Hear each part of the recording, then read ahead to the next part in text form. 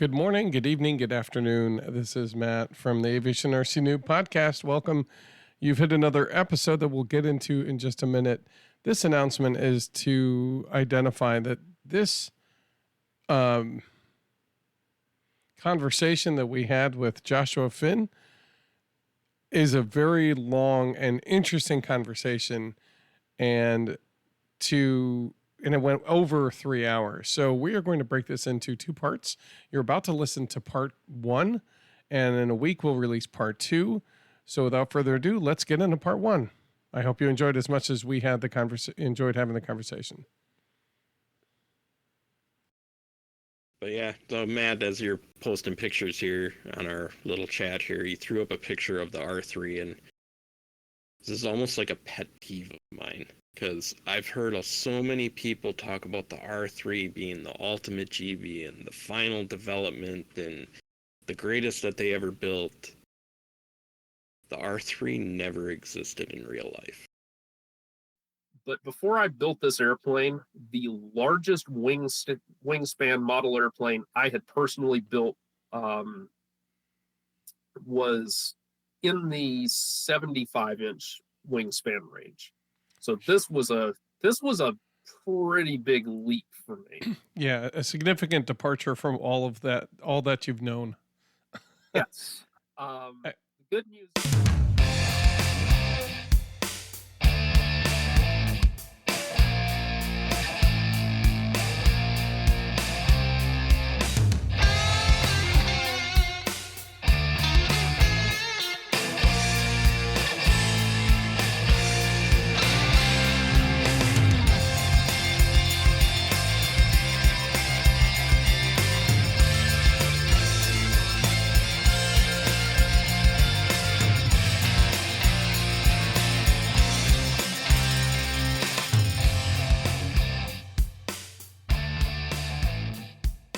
Good evening, everybody, and welcome back to the Aviation RC Noob podcast. My name is Joe. And I'm Matt. And today we are joined by our very special guest, Josh Finn. Josh, say hello if you would. Hi there. All right. Josh Finn, if you don't know who he is a proponent of, and one should probably even consider him a master of both rubber band powered flight as well as free flight, among many other things. Whatever he touches, he goes at with a vigor and an intensity that is well appreciated when you get to know him, for sure. He has been featured on one of the flight test videos. That's when I first got to know a bit about Josh and what he loves. He and his wife love, I should say, because they both tackle the same subjects with the same kind of attention. So go ahead and look for that if you're interested to know a little bit more. He and his wife, Holly, right? Is that correct? Hope. Oh my God. All right. Well, then let me make sure I correct all the.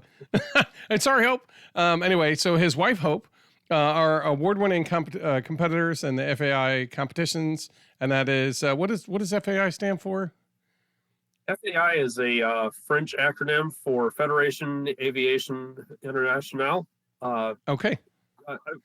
We would call it the International Aviation Federation. Okay, but because it's French, it goes sideways, backwards, and has an accent. Perfect. Exactly. And it's in 3 letters. Perfect.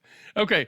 They have been part of their competitions among many other achievements, which we'll talk about a little bit later. Such as him owning the owner and proprietor of J&H Aerospace with his wife. He has also tackled the goal of being a world record holder for the largest rubber band powered free flight airplane. I think I got that all right. I may have gotten it wrong. Josh will hopefully correct me and all the glory and fashion I deserve. And I think it comes in over 16 feet. But like I said, we'll get into that a little bit more detail. Yeah. Did I get most of that right? Or am I missing big swaths of that? Got the important parts, and that's what matters. Okay. Excellent. Thank you so much Excellent. for being so kind. To help me with that, of course, Joe is always here. I've also brought back Tony. He's going to help us out with some of the history of the GB, right, Tony? That's right. Excellent. Thank you so much. Glad to see you back here. Glad to have you back. And Josh's good friend and ours, Lee Krieger of Windcatcher RC. Lee, if you don't mind saying hi. Hello, everybody. Thanks for having me back on your podcast. Thanks for coming back. Welcome back. And he's going to make sure that I don't miss all the important things, I guess. Anyway, so between everybody, hopefully you keep me in line. All right, so I guess that brings us out of the intro. We made it. I made it through. As a mess as I felt that was. I think Good job, Matt. We're just glad you're here, Josh. I appreciate you coming on the show. Thank you. It's a pleasure to be here. I enjoy telling about my little niche of the hobby and trying to drag other people kicking and screaming into putting the transmitters down. I suppose that is kind of like, what do you mean we don't have a transmitter? Can't we control this thing? And you're like, no, but that's part of the fun. There is an allure to it, and I do want to give you kind of a 1,000-foot overview. There are 3 basic disciplines in free flight, and it comes in 2 forms in each of those disciplines. There is rubber power, which we've all heard of. There are gliders, and then there are so-called power models, which might be powered by either electric motors or nitromethane or gasoline engines. And then we fly both indoors and outdoors. In terms of indoors, the power models are limited to electric, whereas outdoors we can be electric is the newcomer. The original airplanes for heavier than air aircraft would be more of the power models. Rubber was a kind of a concurrent thing back in this will blow your mind, back in the 1870s and even prior. So the rubber and various combustion engines were used. Nice. And so those are kind of 2 separate entities. I tell people that the 2 most beautiful sights are a rubber model slowly climbing away with the sun shining through it. And the other thing is a screaming airplane at 30,000 RPM with a spiraling trail of nitro fumes behind it, followed by dead silence, and that thing just floating up there. Very different experiences, but they sound actually both majestic in their own way. Awesome. Well, we're going to ask you a ton of questions, but if you haven't listened to our show, we usually start off the show, and this is as much for the listeners as anybody. If you're new to the show, we take about a brief, maybe 10, 15 minutes, talk about what we've been doing in the hobby for the last for the last 2 weeks or so. You don't have to get too elaborate, but, kind of let us know some of the things you've been up to. And then we're going to talk briefly about our community, events that are coming up. Thank the listeners and whatnot. And then Tony's going to grace us with an incredible history. I'm certain of that. And then we'll get a moment, and we'll send the rest of the show will be us talking to you about all those things that you just talked about, actually. So without further ado, Josh, would you like to start us off with what you've been up to in the hobby in the last couple of weeks? Yeah, actually, I've been, for the past 3 weeks, I've been buried in work, just cranking out kits as fast as we can. And today I was actually able to finish off a new airplane. Those of y'all that have video back here can see this is a 1955 Eureka with a vintage OS Max 3 15 engine on the front. Okay. And I finished it today, and I maidened it today, and it flew great. It's excellent. Sorry, I've been a little congested here. I've been working on this project. It certainly is.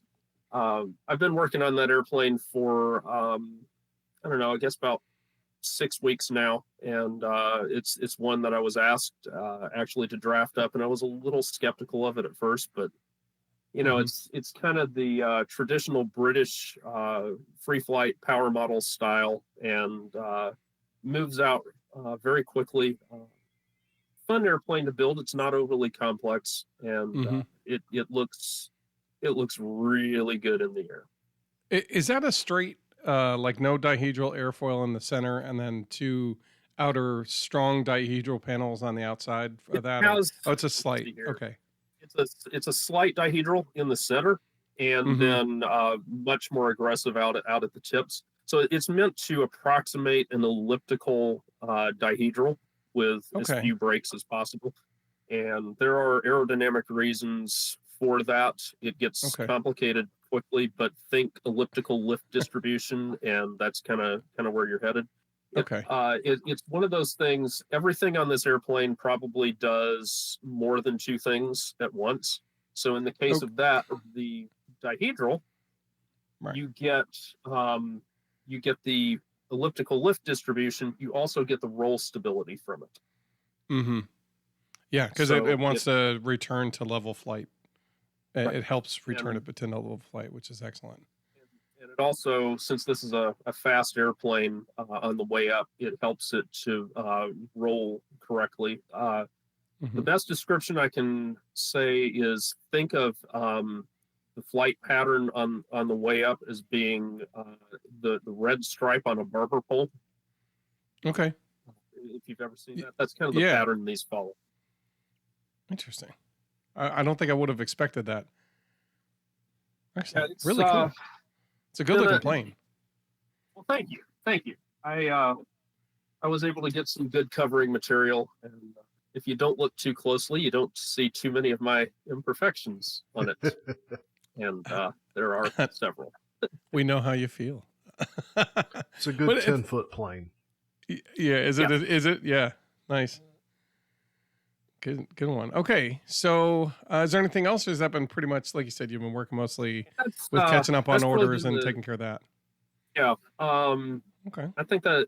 Well, I guess this does fall in the past 2 weeks. My youngest, I've got 2 sons, and my youngest one is 5 years old, and he is just starting to get where I can hand him a small 049 size power model.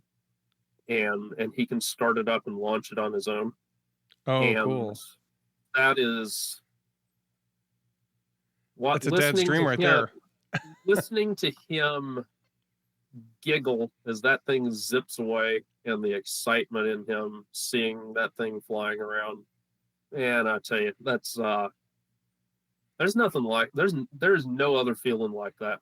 Just nothing else like it. Yeah. Awesome. Well, congrats on that. And, well, good. Awesome.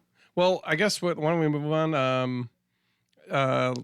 Lee, you want to talk about what you've been up to? We'll start with our guest here, Lee. Yeah, sure. What have you been up to the last couple of weeks? Last few weeks, I've been working actually really close with Josh, editing video, getting parts 1, 2, and 3 ready for release on YouTube. It's been a lot of work. I've been outside of my packing orders and stuff. I've been working on that video primarily. Part 3 was a big one. So that's all I'm going to say about that for now. But yeah, it's most of what I've been working on. What I've seen, they look great. Sorry, that and I'm up here in Michigan, and our weather's getting cold fast. So I had to do some exterior work on the workshop just to finish it up before winter hits. So yeah, that's what I've been up to. Excellent. That sounds good. Again, we're going to take links to those videos, and we'll make sure that they're part of the show notes so that anybody who's listening can go down to the show notes. If you can remember it by the time you get home from listening to this, if whatever you're up to, don't forget to go there. And if we get a chance to fix the thing that went up with our website, you can always go to our website and look at the episode, and we'll have the link to all that stuff there too. Right now, it may not be up, so don't panic. We're fixing it. But in the meantime, yeah, we'll definitely have these links so you can go and watch the videos. You did a really good job on the 2 that I've seen so far. That was definitely no small bit of effort, and it came out really well. Yeah, it was a team effort. Mm-hmm. Both of you guys did a great job. Tony, what about you, bud? What have you been up to in the last couple of weeks? As far as RC goes, nothing. That's a quick segment. Yeah. Like Lee, I'm up here in Wisconsin, and I'm trying to get stuff done before the weather gets too cold to work outside, and get the house prepped for winter and things like that, and haven't really been doing anything else. Okay. Well, that's how That's that all right. goes sometimes. Yeah. Yeah, heaven knows we always feel kind of bad and we're like, wow, I didn't really do much anything. And it's like, oh, that's okay. That happens though. So I know you with your shop, that won't last terribly long. No, I've got some big plans for this winter. It's just a matter of getting everything set so I can start working on them. Nice. Cool. Well, I look forward to when we get a chance to sit down and build together next. So, let's see, Joe, do you want to start off yours first, or you want to hear about what I've been up to? I can go ahead. So, last couple weeks, I've been continuing to work on that thing that we talked about last episode. Okay. And I think I gave a little information about it with being a mobile app. Work is slowly progressing on that. I've got some functionality that I was wanting to get done, and there's still plenty to do on that. But just trying to get, trying to get some of the back-end functionality and moduling built so that I can do bigger and better things with it. And then this past weekend, I was able to go to only my second LARP event this year, but on my way up, I stopped by your place. Yeah. And that's awesome. Yeah, we got to fly a couple batteries together. Yeah, you like blew in. You said, "Hey, you got some batteries ready?" And I'm like, "Give me about 30 minutes." I gave you 2.5 hours of heads up. Yeah, you gave me a 2.5 hour heads up in the middle of a meeting. Look, it lasted 2 hours. I was like, "Oh, You knew I was coming." I did know. I just wasn't sure exactly when. So anyway, yeah, I could have had those batteries ready. And I had 4 batteries charged and ready to go. You could have used if you would convert the fuzzy fuselage. I don't even get it. Josh is looking. He's like, "Oh, I know this." He doesn't. That's okay. I deserve it. I could have been ready. Or if we found the double-sided fuzzy. Yeah, if we would have made some double-sided connectors and just done it. But the batteries I had were almost all charged. They were mostly charged anyway. So it was just a matter of topping them off, and we went out. We went out only to find out what. Well, I knew it as soon as I pulled up to your place. I didn't see it because I was driving north and it was coming from the southwest. But I pulled into your driveway and then looked down. I was like, "Oh man, look at those thunderclouds over there." Yeah, giant black storm front rolling forward, and we're like, well, maybe because you're like, well, the field's over there and the clouds over there, and the wind's kind of moving this way. If we roll right now, yeah, we might be able to make it. So we rolled up just in time to get under the enclosure and have it just open up. It was coming in sideways, man. But as is the case for the South, in North Carolina still classifies. It didn't last long. It was a rain band, and we gave it 30 minutes, and it had pretty much passed. And 45 minutes total, it was clear and sunny, and other than the wet grass, you wouldn't have known anything happened. Exactly. So it was fantastic. Yeah. So we got to throw the planes up. I flew the FT Edge, flew through 2 batteries through that, and time ended up running out on us, so I didn't get to put the Noob Wonder up, but had a good time getting the feel for that plane again. It continues to fly very nicely, and while twitchy, I still enjoy that I can pull the throttle back and let that nose come up a little bit, and she flies slow just fine. I did a couple aileron rolls here and there as my gut would come out of my throat long enough for me to let me do, and then actually put it in your hands to fly for a little bit, let you enjoy it.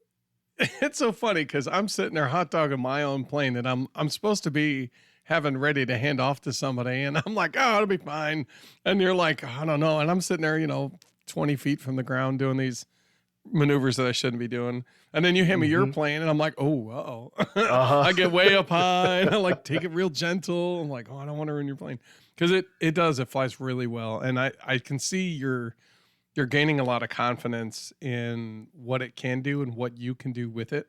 So the last thing I would want to do is like tank that plane into the ground. Yeah, cartwheel it. Yeah, thanks. Oh, it would break my heart for sure. I mean, I would definitely be replacing it for you. Not a problem, but boy, oh boy, it's not what I want to do. I want you to have it so you can enjoy it. So, but it was fun. It was fun to give it a try and fly it. And it kind of makes me go, boy, I should probably put mine together. It's the Flight Test 3D, the big, what's officially the name for it? The FT3D? The Edge? Oh, mine? Yeah, the Edge. Yeah, the Edge, the big, complex kind of deal. It flies really well. It looks really good. I need to paint it. You need to paint it. Yeah. Yeah. He's flying an all brown cardboard thing in a gray sky. And I'm like, Joe, do you know which way's up? He's like, I think this is it. I'm like, oh, you don't want to be saying I think. Yeah. No, that's good. But Good. no, the only other thing I got, work's been busy, and actually, you'll see me looking to the side a lot. We've got a software deployment going out tonight that we received next to last minute notification about. Sounds like a good time. Yeah, all of us techs they're over there talking, and I'm just watching, because when we get done tonight, I get a list of computers that I get to go through and perform updates on. Well, cool. Sounds like it's busy. Busy at work isn't always a bad thing. No. Nice. Well, how about you? I know some of what you did, but go ahead. Yeah, I mean, like I worked on the shop and kind of got a little bit further in that, and every time I think I'm about to unpack that second bench so I can kind of put them together, have a big workspace in the shop, I get sidetracked for some reason or another. Like I ended up painting the Kate. So I made a Nakajima B5N2 Kate, which was by request of a friend who Mudley from our forums, and he's on the FT forums there.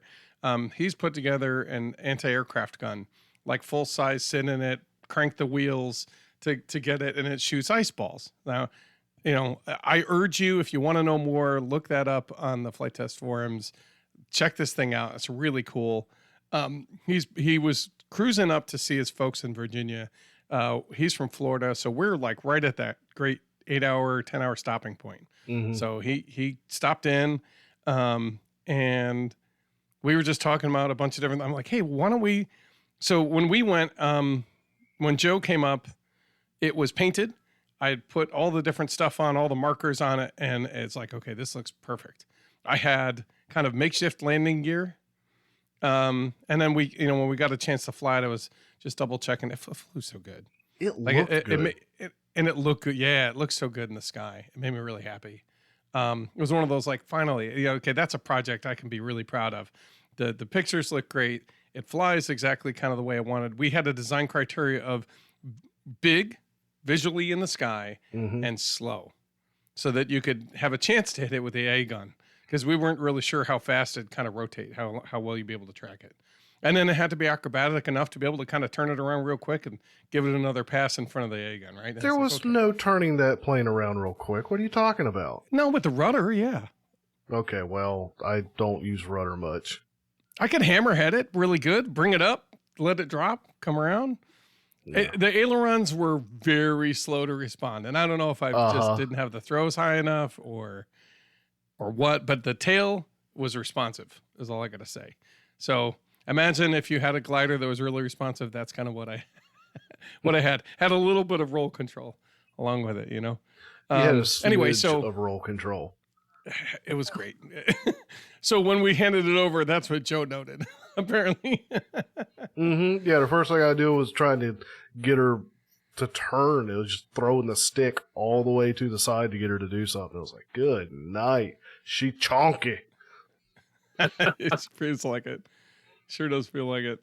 So we did a couple touch and goes to the field and just enjoyed the snot out of that. It was a lot of fun to do. A lot of fun to fly with you and the Edge. What? That was my first landing gear takeoff, I think. Oh, was it? My first successful landing gear takeoff, I think. Oh, that's right. Yeah, I think we tried it before with one of the other planes I had. Yeah, the old fogies, but that was out super windy day, so we ended up taking the landing gear off and just that was one of my first flight sessions. And the only other time that I've had anything landing gear was my father-in-law's Cub, his Simple Cub, and that didn't go well. So, Nice. Yeah, It happens, you know. And I landed it on landing gear. I know you did. You did a great job on both. Thanks. I give him I'm like, look, while you're rolling out, you know, put full elevator up to keep the tail on the ground. I said, give it a bit of a goose to get it to start to roll. If it doesn't, wag the tail, the rudder left and right to kind of give it the wheels a little bit of a go. Mm-hmm. And then once it starts to roll, you're going to ease off the gas a little bit because this will jump into the air almost immediately. And it did. And I said, and you're going to ease off the tail.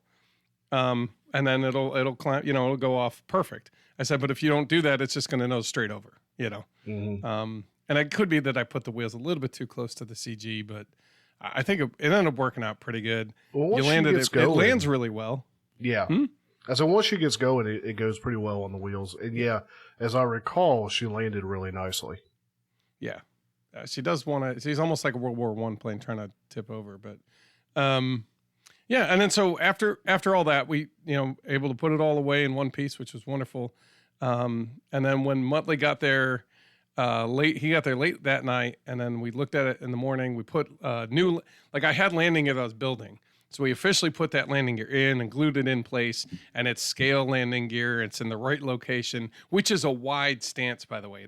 That first dihedral on the underside, that's where the wheels are. Oh, wow. So it's way, because I'm doing the old fogey style where it's like way right in the center, Mm-hmm. you know, maybe 4 inches apart or 5 inches apart, where this one's more like, you know, 15 inches apart, you know. So it was a totally different kind of feel for it, but it looked so good. And we got the torpedo. He brought a silver paint in, and I had the black front. He had the silver paint. He finished it up. We put silver tape, you know, the aluminum tape, and wrapped that around the pipe. And when we were done, man, that thing looks so good. This looks so good. So I gave it to him. I said, here, take this, and if you get a chance to blow it out and dump it into the water because you hit it with the A gun, go do it. And like, we'll build more. I had a bunch kind of in stacks. I'm still working on cutting out. But, you know, I plan on basically giving him, you know, 4 of those. I'm keeping 1 for myself to build, or 2 of them to build, and then, you know, for the build video and to have around. And then the other ones are his to go dump in the water or wherever he's flying it. If he can knock it out of the sky, go to it, you know. So, but yeah, it's been a kind of a couple moments of flurries of joy and activity in hobby. But I can't say it's like full tilt busy. But I've got plans. Oh, I've got plans, but we'll save that for later. Yep. Next episode. All right. So let's move on to our events. We talked about, hopefully we can get together with Tony on one of our build nights. When's our next one? Do you remember, Joe? I don't know if we threw a date out there, but guys in the Discord server have gotten really good about seeing the events thing up at the top of the server. So if you're in the Discord server, then you'll see those events go up there. Matthew's typing in the 17th as a maybe. Yep. At 8 o'clock as usual. Yeah, and Josh, if you don't know, we'll do Discord build parties here where we all pile into the building party channel, turn our webcams on, optional.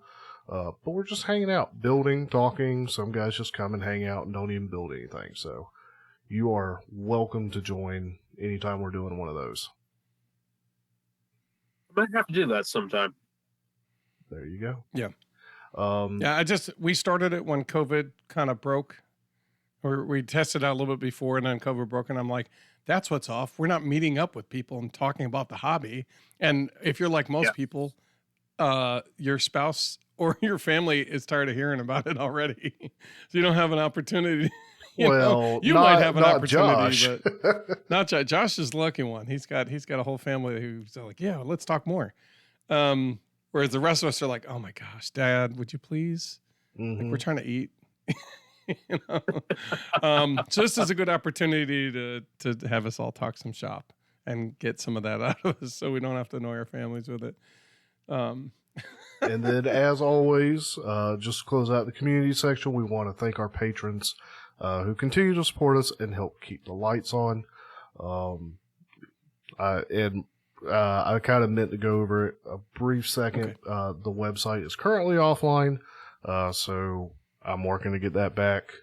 We had a counterfeit or a copyright claim brought against the forums that I enacted that we didn't do anything with and got filled up with spammers and bots. And yeah, somebody posting in some foreign language got us copyright content. So I'm working on clearing that up. So maybe not by the time this episode comes out, but hopefully soon I'll have that recovered and back up and running. And our listeners, thank you for continuing to tune in and listen. Let's move off that section. Tony, you've got a history segment for us, as I understand, yes? Yes, sir. Well, let's do it.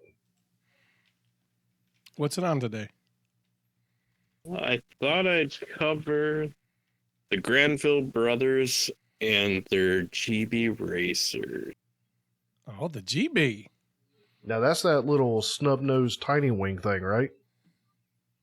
Yes, that would be one of them. Oh, just one? It's not the Disco Mogul. No. That's the Bee Gees. Totally different. Yes. The BJs were about staying alive. The GBs, a little less. Okay. Well, all right. Well, I'll let you have it. On you. Okay, yes. The GB aircraft. They're the Granville brothers and their GB racers. I wanted to cover this one because the GBs have always been just fascinating to me. And I've spent a lot of time reading books, and I've had a chance to meet with Delmer Benjamin when I was growing up and see his replica up close. And yeah, to me, they've always just been a really, really cool airplane.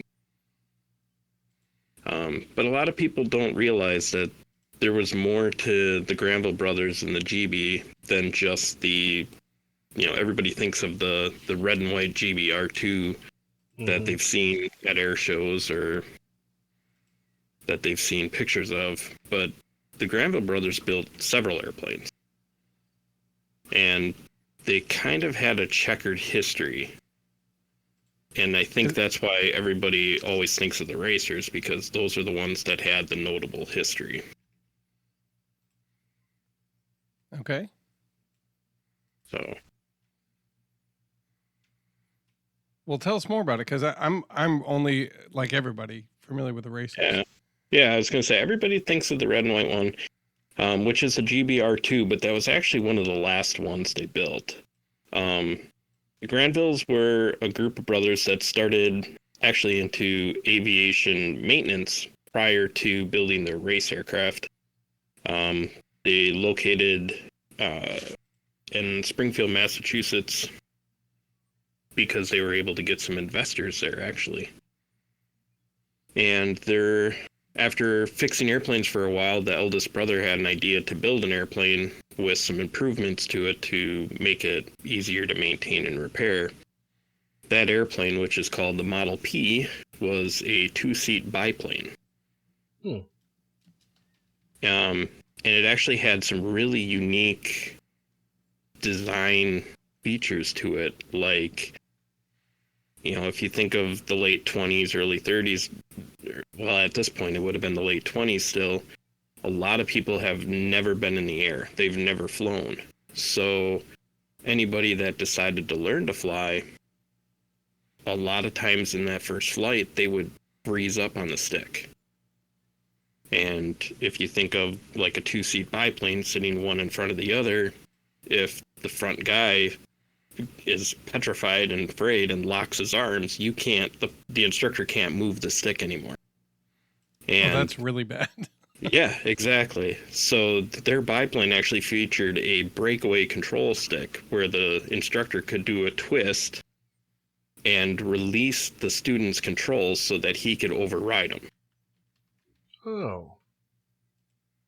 I have a feeling like we need to reintroduce that because there have been a couple high-profile accidents of that nature in the past 3 or 4 years. Yeah, just to throw that becoming a bigger and bigger thing. Again, yeah, I agree. And I think even like the airlines in that, some of those airplanes have it built in too, just so that if one pilot, the pilot or co-pilot becomes incapacitated, that the other person can still manage the controls. So anyway, they designed this biplane. They built one as a prototype, which was the Model P. They got the sign off to do production run on it, and that production airplane was called the Model A. That plane went into production September of 1929. So 2 months before the Great Depression started. Now, I'm going to jump in real quick. Matt's grabbing pictures and putting them in here, so I'm seeing them. You may have mentioned it, and I missed it, but this looks like a side-by-side two-seater as opposed to a front-back two-seater. It is, yes. Okay. I did forget to mention that. Yeah, it's at two side-by-side with dual headrests, and I think it even has two windshields. And if you also look at it, if you look at the tail doesn't have the proportions between the vertical and horizontal tail are a little off from what you typically see. Yeah, the vertical stab seems a little bit bigger, like by 25% or so. He designed the tail so that each elevator half and the rudder all match. That way, all three pieces are changeable. You can have a single spare elevator half, and it can be used as either elevator half or the rudder if any of them become damaged. Do you know how that sizing affected the flight characteristics of the plane? I don't know. I was just curious. Yeah. I think really it comes down to it's just a little bit smaller than normal, but I don't think it was anything that was significant enough to affect it. And yeah, anyway, I mean, that's a big difference from the traditional thoughts of the day. Yes, it was. Another feature that it had was breakaway landing gear. If a pilot ground looped it on a landing or whatnot, the landing gear would, break away and pivot instead of tearing the mounts in the fuselage and damaging the main structure. Yeah, was that because that kind of, I'll call it that kind of failure happened more often on the earlier models? Yes. So it's like, well, if this is going to happen, let's make sure it's not catastrophic for everybody. Let's just have it be a part that happens. As a mechanic, he noticed that was one of the more common repairs that he had to make. So in his mind, he said, let's design an airplane where that failure doesn't create a major damage to the airframe. Nice. So, but like I said, so they built 8 of those total, but they didn't really sell very well because of the start of the Great Depression. So they started looking for other ways to gain some income, and that was when they discovered the Cirrus American Derby, which was a national tour to promote the Cirrus engines, and it was kind of advertised as an air race, so to speak. So they built an airplane called the Model X that was a single-seat low-wing, powered by a Cirrus engine, and entered that into the American Derby. They finished second in the Derby with it, and garnered a lot of attention for GB Aircraft because their pilot, who was Lowell Bales, at every stop along the tour, when he arrived at the airport, he would actually do a short aerobatic routine before landing. So the public all of a sudden would see this airplane come in and start doing loops and rolls, and everybody would start paying attention and notice what kind of airplane it was. A little showmanship. Exactly. That airplane was the Model X, was the prototype for what became the Models B, C, D, and E. Those were, again, all single seat, open cockpit, low wings. If you think of like a Bowers Flybaby, kind of reminiscent of that style airplane. Okay. The difference between the different variants being what engine was in them. It's worth pointing out that the Sportster series, I think those are some of the most beautiful aircraft that were ever created, in terms of small single engine airplanes. The X is spectacularly beautiful. Yeah, I really like the X, and I really like the paint job that was on it too. Yeah, Matt's posting pictures here, and they're all black and white, but that X was kind of well, I mean, that's all that exists for a lot of these.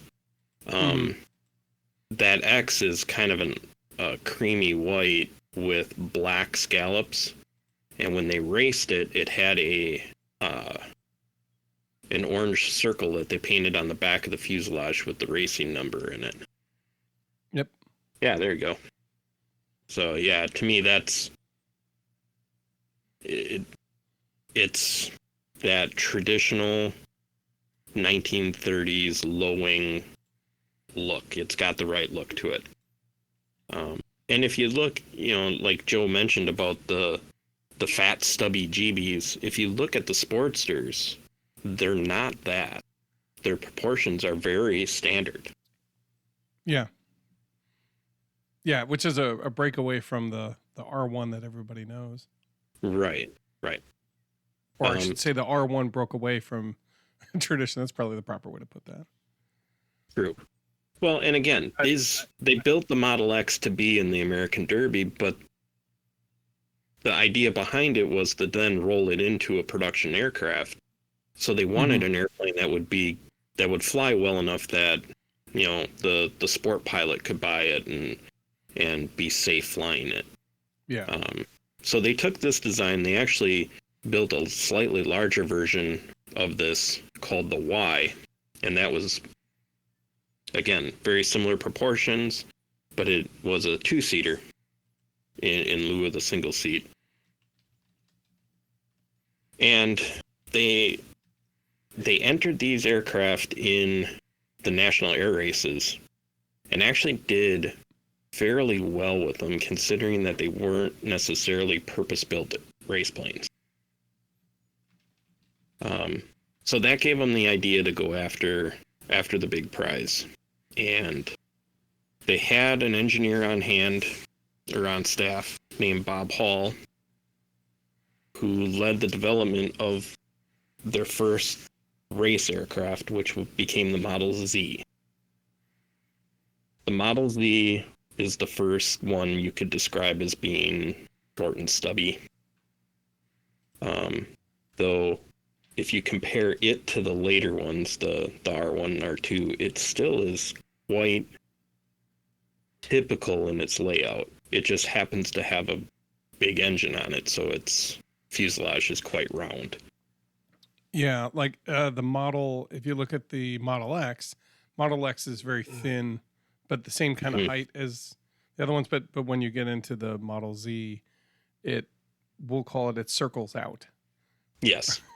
Rather than being like an oblong kind of oval, it turns into more of a circle. So this was the first airplane that really made the Granvilles famous. It was built in the matter of, I think, 2 months to compete at the national air races. It was entered in a total of 5 races that year, and it won all 5, including the Thompson Trophy. Oh, wow. Afterwards, the pilot, who was again Lowell Bales, decided that he was going to try to set the land plane speed record in this aircraft. As it's configured originally, it just wasn't capable of hitting the right speeds. So they re-engined it. Originally, it was powered with a Pratt & Whitney Wasp Jr., which is the 985, I think. So just shy of 1,000 cubic inch. They re-engined it with the Wasp, which is a which is the 1340. So quite a bit bigger. Bob Hall, the engineer on this project, was a little worried about the airplane being able to handle it. They did some tests. Lowell signed off saying, yeah, I think it's good. Long story short, they did 2 attempts on the land plane speed record. He beat it the first time, but the timing equipment failed, so it was never registered. That sucks. On the second attempt, the starboard wing failed, and the airplane and Lowell Bales were both lost. Oof. To make matters worse, the Model Z's crash was recorded on film from airplane intact and normal flight all the way through impact and fireball. And wow. at that time, which was 1931, I think, was I think one of the only aircraft crashes that was fully recorded on film. So through the end of World War II, and probably even beyond, anytime any movie or show needed a airplane crash to be featured in it, that was the one. That was the one. Oh, wow. Yeah, and if you go on YouTube, you can find it quite easily. So lots of stories about what happened there, and that we can delve into that on its own topic. But what it really comes down to is the airframe failed and ended up costing them their pilot, their investor, and they lost the airplane that had gotten them famous. And just to put this into somewhat of a perspective, like I said, this airplane was built in a time frame of about 2 months. It was first flown in August and was lost in December. So as famous as the GB is, that airplane was only around for 4 months. Wow. Wow. If you're familiar with the movie The Rocketeer, the Z was the race plane that the main character flew in that movie. And I believe that was a spin-off from the or developed off of the comic that also featured the GB. So after all of that went down, Bob Hall had left the Granville brothers. He was the engineer on the Z. They still wanted to continue building airplanes, and the prize money for the racers was still very good. So they brought in a new engineer by the name of Howell Pete Miller. And he was the one that did all the engineering and designed or helped design the R1 and R2. The R1 and R2 are the GBs that everybody knows when you say GB, the bright red and white, flying barrels with tiny little wings. So there were 2 built. They were nearly identical except for engines. The R1 had the large Wasp in it again, and it was designed to go after the land plane speed record and also the Thompson Trophy, the closed course racing. The R2 had the smaller engine in it and had increased fuel tanks in it to do the transcontinental racing. So it could fly a little further on its fuel. Less stops equals more speed. These planes also were quite successful. They were flown originally by Jimmy Doolittle in the R1 and Lee Gelbach in the R2.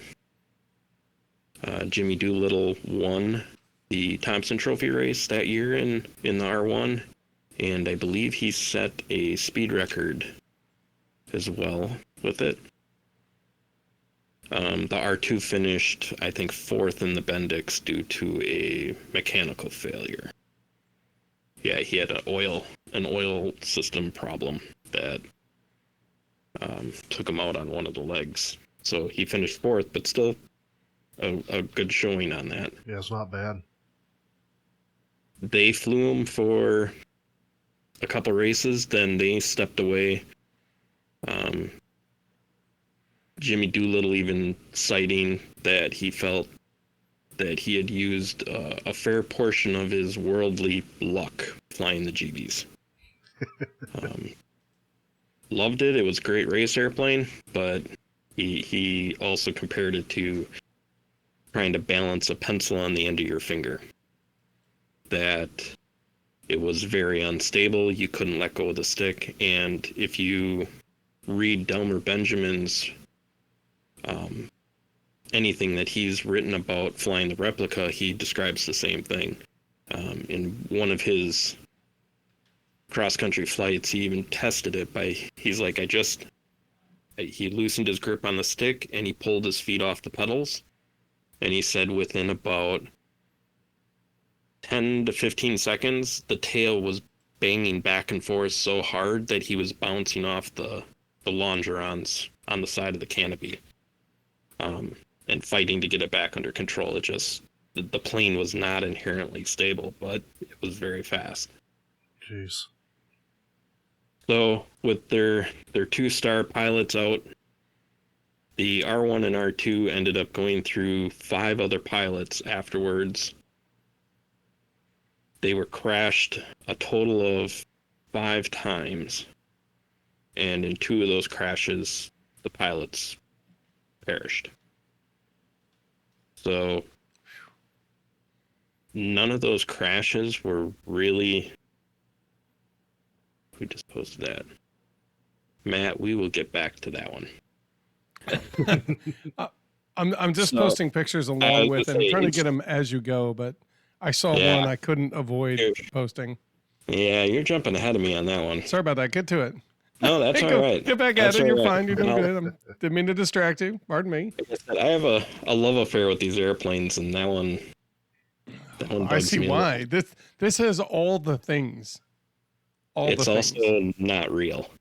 No, it isn't, but it has all the things. But yeah, we'll talk, so anyway, keep on and we'll get to it. He's posting pictures of the R3, but the R3 never really was a full-scale aircraft.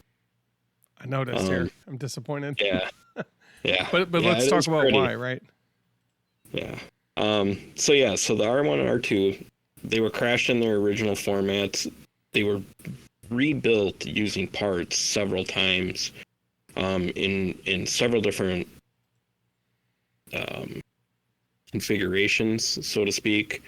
They lengthened the tail on one. They added a different set of wings on another. They added a center-mounted fuel tank on one, which actually caused a crash and the end of the last version of those. So after the R1 and R2, the Granvilles were kind of done building airplanes.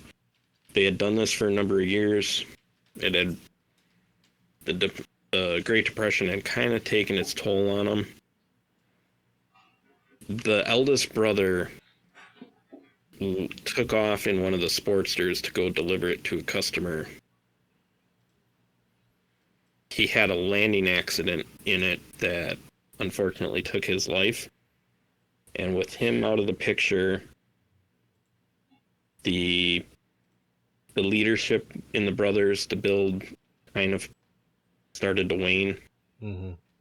They weren't selling airplanes. The race planes were destroyed. I think they made it about another year, and they ended up filing for bankruptcy. And all their assets were sold in an auction. The brothers did continue to build aircraft.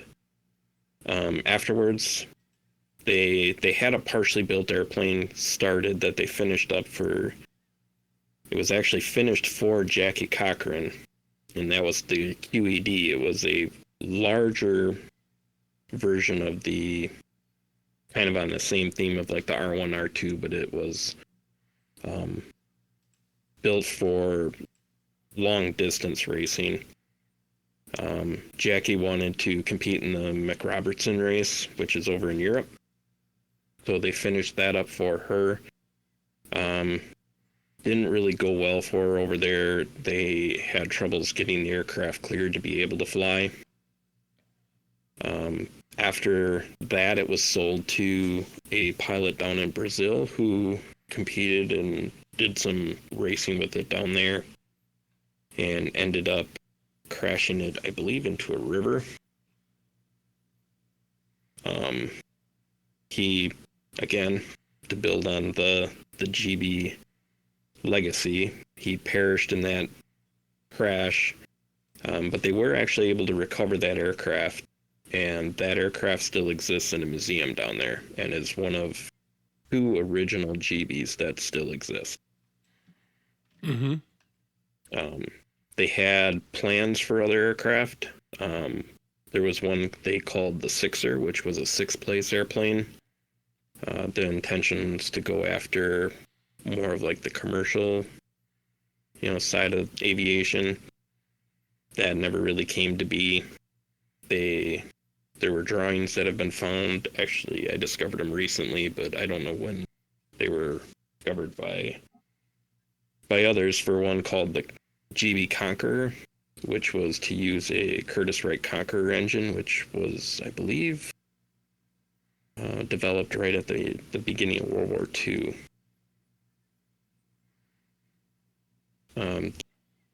Oh, yeah, I did miss one too. They built a one-off airplane to test a theory called the Q. I was hoping you'd get to that. Yeah, that kind of fell in early before that, when they were kind of trying to find their footing and decide what to do. It was a canard. It was to test the idea of a canard configuration and to see how viable that would be. They actually built it from salvaged parts of other aircraft, and I think it was powered with an Aranca engine, which is 35 horsepower maybe. I mean, it's a very small airplane, very, nothing you would race or anything that would be part of that. I don't know that I would fly part it. of their story. Almost like it's like a light sport class or an ultralight class. Yeah, it actually flew quite well, apparently.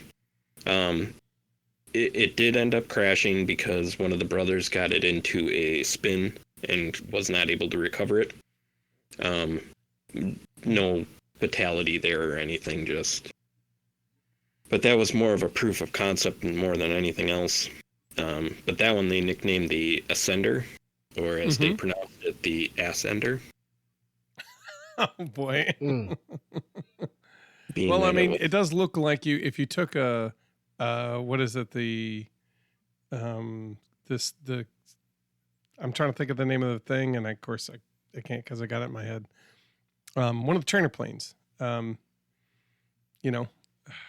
no, I can't think of it. The fact that it had an Aranca engine. Yeah. Yes and no. I was thinking more something else, and it'll come to my head, and I'll shout it out like 40 minutes later. So go ahead. Yeah, I was going to say, it had an Aranca engine in it, so I'm guessing that it may have had a lot of other parts salvaged off of, who knows, a crashed Aranca A or C3 or something like that. But it's certainly an interesting looking airplane. Not one you would picture with the name G. No, except for that tail section. It's very reminiscent. True, it is. But there's kind of a legacy then, and a mystique that follows the GB aircraft and the GB racers. There has been a couple replicas built. Most famous is probably Delmer Benjamin's R2. He finished that in 1992 and retired it, I think, shortly in the 2000s. It is now owned by Kermit Weeks and is part of Fantasy of Flight. Elmer logged well over 1,000 hours in that airplane. Oh, wow. And just to give you some comparison there, the original R2 only logged 16 flights for a total of 33 hours. I bet you a lot of that time was getting from here to there. It was almost all racing. They hardly test flew it. Oh, okay. That's not concerning at all. Yeah. I mean, they'd built the airplane. They'd find these pilots to fly it. They'd hop in. They'd try to race it. Because that 33 hours, that encompasses 4 different pilots and 2 different crashes within that time frame as well. Jeez. So, and again, the R1 and R2 both existed on this planet for less than a year. They were very, very short-lived aircraft, but yet they've built this reputation and they're so widely known now. Yeah. I mean, they really put together quite the iconic airplane. Yeah. Which isn't easy to do. No. Cool. But yeah, so Matt, as you're posting pictures here on our little chat here, you threw up a picture of the R3, and this is almost like a pet peeve of mine, because I've heard of so many people talk about the R3 being the ultimate GB and the final development and the greatest that they ever built.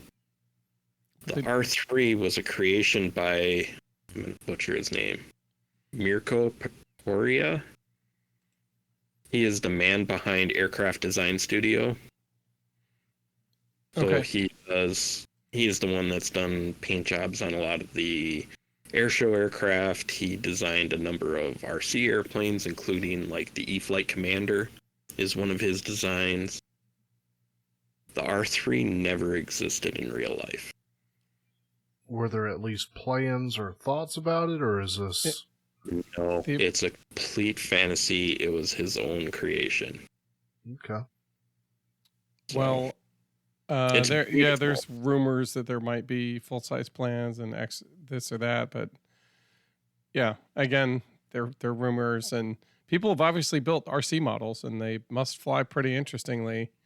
And I've actually got a link to what is it? One of the Demo RC from way back. I'll call it way back in the day on the flight test forums. Built a foam board version of it. He was good at putting together planes that had kind of faceted. And I really, you could probably take his plans, and if you took off the foam board, you could roll it, and it would be. I mean, the plane already looked sharp as he did it. So yeah, it's a sporty low wing. I had a clubmate that had an ARF, one of the remade foamy, ready to fly ARF versions of it, and yeah, he actually let me have some stick time on it, and it flew very well, but it's not a scale airplane. no. That's my only gripe with it, is some people think that it is, but it isn't. And I mean, if you look at some of the shapes that are built into that and consider the fact that the GBs were welded steel tube and fabric, you can't achieve that shape, at least not that smoothly, with the way they were building the full scales. Mm-hmm. I can see that in the pictures. Yeah. It looks like, thank you, Jeff. Jeff found a copy. I guess Hobby King has a foam version of it, and again, I've got the video of it doing its maiden flight, or maybe not its maiden flight, but Jeff, at least like the foam board version. That one from Hobby King looks like it might have been the one I flew. It's about the right size. Yeah. Yeah, it looks really cool. Dude, thank you so very much. I mean, you really knocked that out of the park. Thank you so very much. Obviously, it's a passion plane. It is. It was. I always cite it as my favorite airplane, but it's arguable as to whether or not it truly is. But and Lee had it right. The Aero Scout. That's what I'm thinking. If you turn the Aero Scout backwards, like you kept it like it was, but turned the prop backwards and try to fly it that way. Like that's what the Ascender looks like. Yes. Yeah, it props right in front of your face.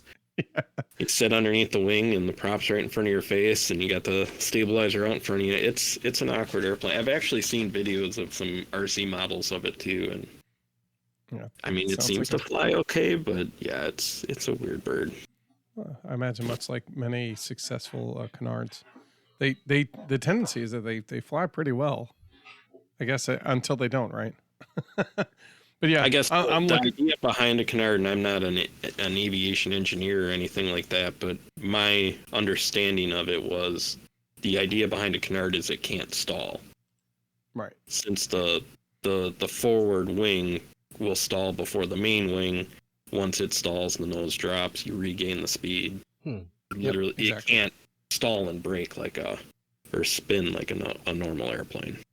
No, it's very, very hard to get it to that point. The point, like you said, the front stalls before the back because it's got a different angle of attack, a steeper one. Right. So even if both wings are about the same, they won't. The front one will stall before the other, lose lift, and then it'll drop back down before the back one ever loses any lift.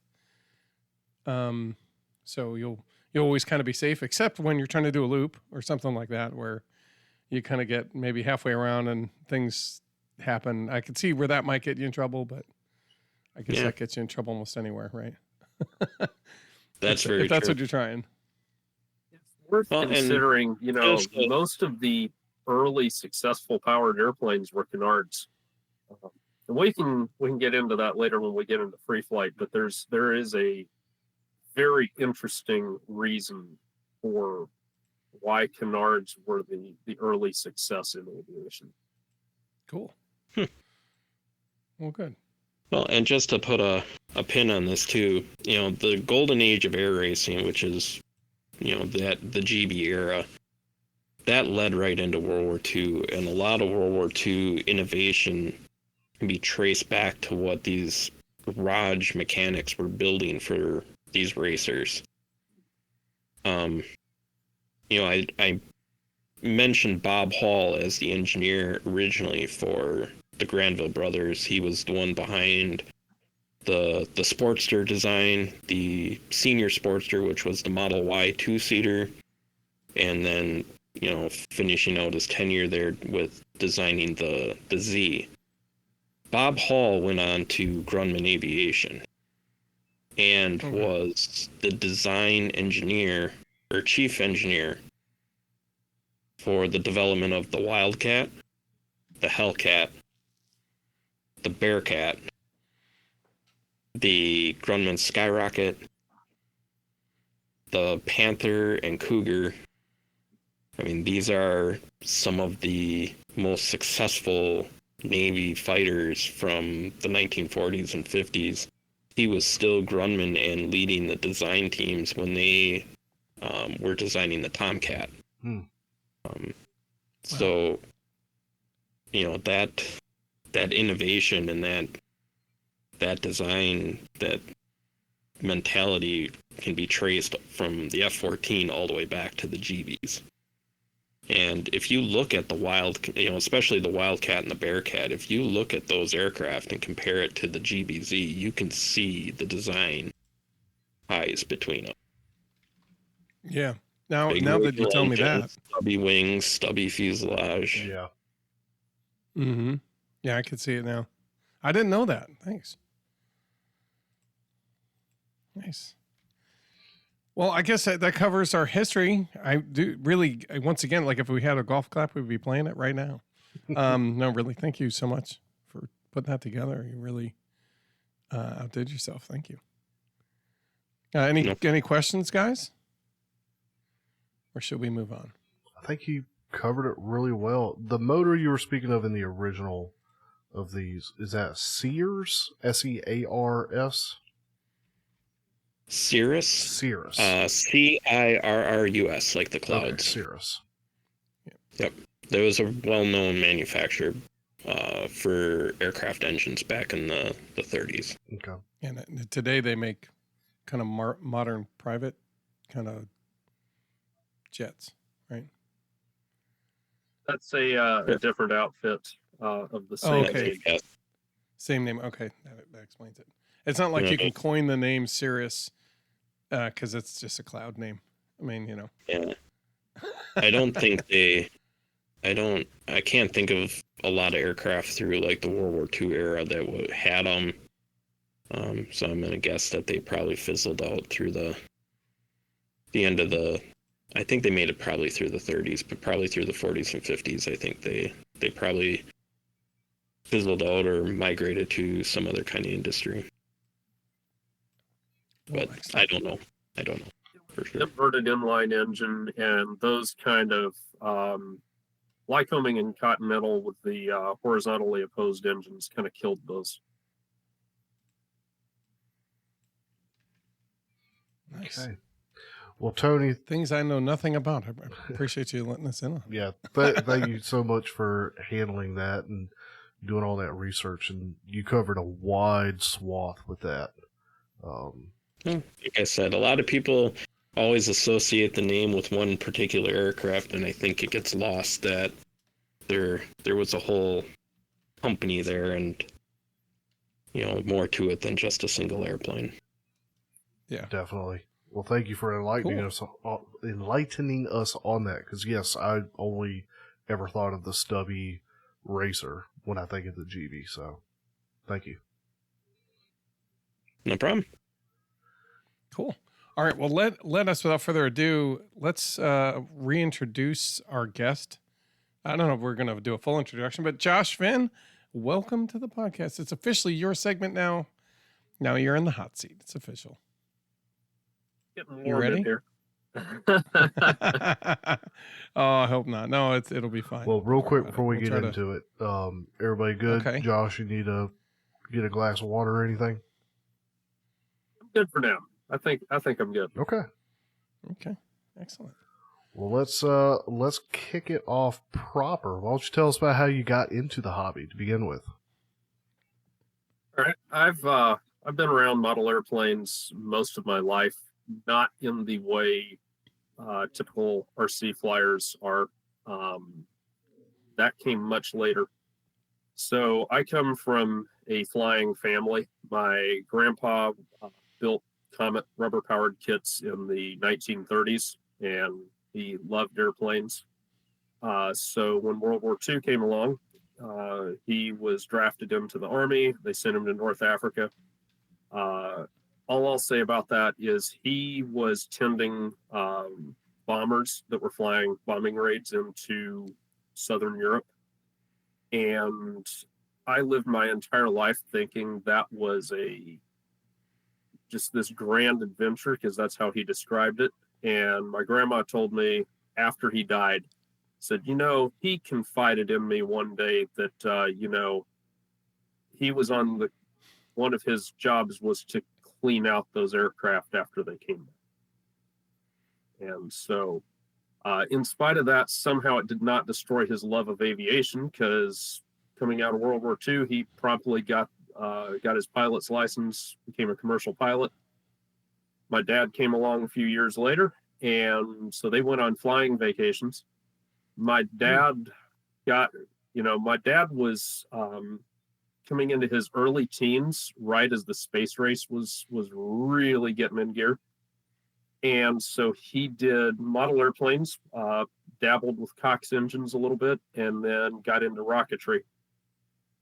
And then he learned to fly before he could drive. So he became a mechanical engineer. And then when I came along, as I was coming along, I was about 5 years old when one of his coworkers convinced him, "Hey, Bill, if you'll commit to getting your instrument rating, I'll buy an airplane and get back into the flight training gig." And so when I was 5 years old, my dad, to accumulate flight time for his instrument rating, took me flying, and my mom. I don't know if y'all have ever seen a Cessna 150 with a little kiddie seat. Most of those have been removed now. Oh, I know. Okay, good. I've, So I've seen the 150, but not the one with the kid seat. Okay, so there was I want to say it's a 70-pound limit in the Mhm. kid seat, and so I spent 2 days in heaven, And I was already into model airplanes on some level. My mom, when I was 2 years old, taught me how to build paper airplanes. And within 30 minutes, she realized she had made a terrible mistake because I studied up quick. And so I guess I was about 8 years old when I found Dad's old rockets in the attic. And that started a craze because I was not content to have 3 fins and a nose cone. I found this old magazine in it, and printed in that magazine that Dad had from his growing up years was this picture of a rocket-powered airplane. Oh no! I had no idea. I had no idea the significance of this aircraft at the time. I did not know it was the very first truly successful rocket-powered glider. All I knew was that thing looked cool and I wanted to try it. A friend of ours from church saw it and he built one for me and built one for himself. And the day that I saw him fly his and it drifted out of sight, that changed my life forever. And I've been chasing toy airplanes ever since. I could not afford radio control. In the 90s, you were looking and money, not even factoring in inflation, to get a basic glow-powered airplane with your starting rig and all that, and that's most of what it was, you were looking at $500. Mm-hmm. Mm-hmm. So 12-year-old me discovered on the internet these rubber-powered airplanes, beyond anything my grandpa had ever imagined, and I start sticking together bits of wood and flying them, and I got decently good at it. Dragged a couple of my friends along with me on this journey. One of them still flies very actively. And couldn't afford to travel or anything, so I had nobody I could fly with other than my friends. And I was hearing about these competitions. I wanted to fly competitively, but couldn't really do it. Mainly because my dad's like, look, any money that we've got that's spare is going into your flight training. And I didn't really argue very much with that because a kid that is handed the keys to a Cessna 150 at $20 an hour with the fuel tanks kept full by the owner, Not going to complain. not going to complain. And but I kept building model airplanes constantly, all rubber powered. Came back from my freshman year in college, and I said, look, I kept my grades up. So, and I have a flight instructor rating, so I can help pay bills and whatnot. So I asked one favor: please take me to a model airplane contest. So my family and I drove up to Rayford, North Carolina, and all these guys are flying rubber-powered scale airplanes. I showed up. Rayford's right around the corner from where I'm at, by the way. Yeah, so there's a great meet there that's still held twice a year. That's a lot of the same guys. Let's see, that first meet, I screwed up my left wrist, falling off a fence, retrieving an airplane for somebody else, and I won one event, and it cost me my airplane. So one of the things you have to understand about free flight airplanes is we are searching for rising air currents to make our planes fly longer. The catch is, launch the plane into that and it keeps going, so you have to have a way to bring it down. So what we do is we'll pop the horizontal tail up at 45 degrees. Well, my tail did not deploy the full 45 degrees, and also I launched into a very strong thermal. We can talk about that later because that's going to become important. And I waved bye-bye to that airplane. And so I've been flying ever since doing that. I took scale rubber power, stick and tissue as far as I could take it. And then I got into indoor, and that was when I was in grad school. I started flying indoor. And I set a national record doing that. I had to give you an idea of the time requirement on that, I had a friend, I was studying for a graduate degree in mechanical engineering, and I had a buddy that says, look, I'm convinced that your degree is your hobby and your profession is chasing that record. And he wasn't wrong. So I did that. Around that time, I met my wife to be and started dragging her off to model airplane meets. We got married, and she started flying indoor, and got quite good at it. And then I flew. I graduated, got an aero engineering job, and then transitioned into making kits sometime after that. When COVID hit, just to bring us kind of up to date, all our indoor sites dried up, so we couldn't fly indoor anymore. So I got back into outdoor flying, and that's how we got to the stage where Hope ended up on the cover of Model Aviation magazine this year. So actually, I guess it's the latest cover of Model Aviation, and we still don't have our copy of it yet. Oh no! Well, big congrats to her. That's a big, huge achievement. Yeah. So, do you want me to go ahead and get into what she did to get that yet? Well, yeah. If you could, actually, I want to give us a jump in brief- real quick, and while I know a brief definition, I did not before we were sitting down. Did a little looking. Would you briefly describe free flight? Free flight, Yes. as it was a term that I was unfamiliar with prior to today. Okay. Yeah, absolutely. Free flight airplanes are the original form of flight. So what a lot of people don't know is there were powered airplanes, powered aircraft of various sorts, starting around in the 1850s, model airplanes. And so these are airplanes that radio control did not exist, control line did not exist, manned flight other than in balloons and early glider attempts, that was the limit of it, and those gliders were uncontrolled, so they actually were manned free flight, and therein lies the thing. It's on its own. It's not autonomous flight. It's that the airplane is preset and to fly some flight pattern, and you let it go, and it's on its own from there. That does not mean that the airplane does not have a mind of its own. We can make the airplanes so that they will respond differently to different air currents, which will cause them to fly different patterns as they go, even with all the flying surfaces locked down.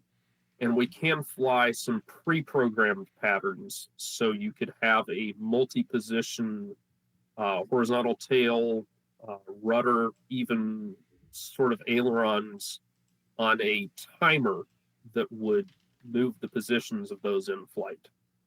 So examples of that would be you have a glow-powered airplane that's extremely high-powered, let's say 5-6 to 1 thrust-to-weight ratio. You let it go, and you have it trimmed dead neutral. It goes where it's pointed.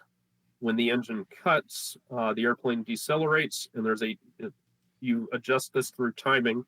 It kicks full down elevator to lower the nose to the horizon, and then kicks the elevator back up into glide mode, kicks the rudder in to make the airplane circle, and off it goes. We do have thanks to Carl Goldberg, a name that should be familiar. Carl Goldberg flew every class of model airplanes. I don't think he flew turbines as we know them, but he flew every other class of aircraft that have existed in model aviation. And and so he developed a device called a De-Thermalizer. The De-Thermalizer is that pop-up tail that's designed to bring the airplane safely down at the end of a successful flight.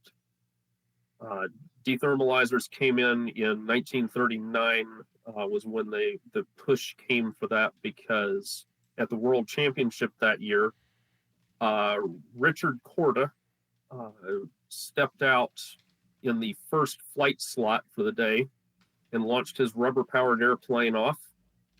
And it climbed away and circled the field for 41 minutes and landed not far from where he launched. And your score was a 3-flight total. his other three flights, or sorry, his other two flights were not great. He won on that one flight because nobody else could catch a thermal that good because the conditions deteriorated after that. And so after that, post World War II, there was a rules change that you flew what were called maxes. So your flight is, if you fly a 5-minute max, you fly 3 flights to a 5-minute max. And so what happens is your flight is only timed up to that 5 minutes. Anything after that 5 minutes, it doesn't count against you. It just doesn't count. So it goes to an average. And then later, when the performance started going higher, we started in competition flying going to, well, you'll do fly-offs where either we do something to reduce the performance of the gas engine by shortening the time, or we increase the max progressively, which my wife can tell you all about retrieving progressive maxes, because that was a wild ride.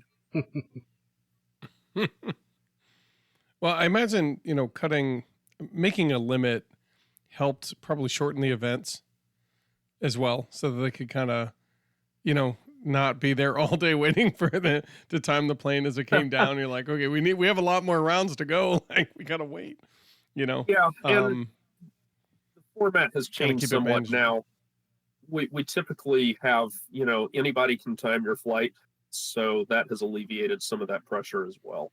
So we just go when we're ready, for the most part. Okay. Oh, nice. Okay. There was a lot to pull from that, but that was really a good way to kind of explain like how she managed to get where she ended up winning the whole thing. That was just excellent. Now, does she enjoy building planes, or does she just enjoy the kind of... So my wife has dabbled a little bit in RC, but y'all are gonna love this. She's commented to me on several occasions. She's like, after I've circled the field 5 or 6 times, I'm ready to see it go away in a thermal or something. She lives for, and I've known several women like this who live for the chase, even more so than us guys do. She loves, and I, mind you, I share this love for it. I just happen to fly other things as well. She lives to see that airplane going up in a thermal. She does build her own airplanes. Now, I will say I will steal a little glory on this, but it was purely a logistical issue. The 2 airplanes that we flew in the Nationals this year for the Mulvey Hill Cup, including one was mine, one was hers. I built those airplanes